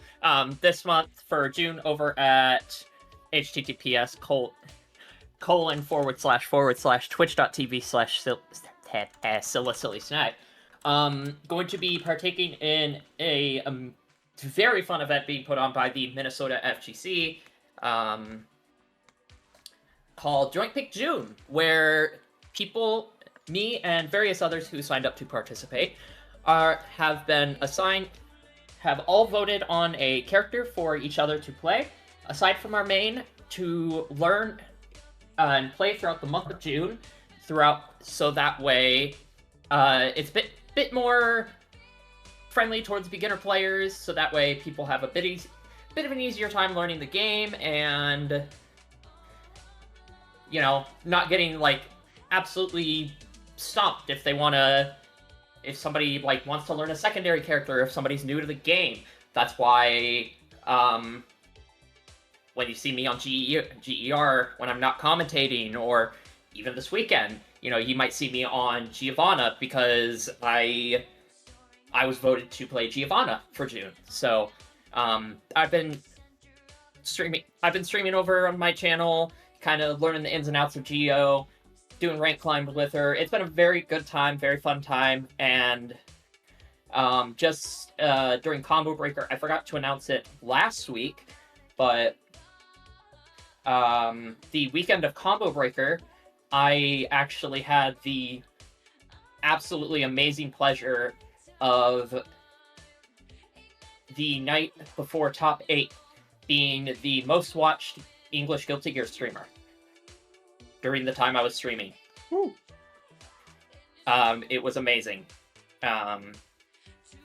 So my schedule's a little inconsistent, but you can catch me over there while I lose my sanity trying to learn Geo instead of Eno. Occasionally I do Eno climbs. Occasionally I do other shit. Yeah, that's my little quote-unquote 10-second business pitch. I'm gonna hand it over to Shadow now before... Just don't get a turn. Before Sun Puppy... before I'm gonna kick your ass in a minute. Grabs the cane Let and me takes speak. me off the stage Hollywood style. Get out of here. Shush. Anyways, thank you so much, everyone, for joining us here tonight. Thank you so much, obviously, GER, for giving me a chance to cast my first ever fighting game. I've been your shoutcaster, Shadow Dweller. I cast Rocket League, League of Legends, Rainbow Six Siege, COD, and Rematch. This was definitely a step out of my comfort zone, but what a night it was. And obviously, thank you so much to the staff at GER, and thank you to you players and the fans at home, as obviously none of this is possible without any of you guys. Thank you so much, everyone who came along to play tonight, and hopefully we will see you all in the next tournament. Also, shout out to the almighty burger land of Minnesota, Culver's.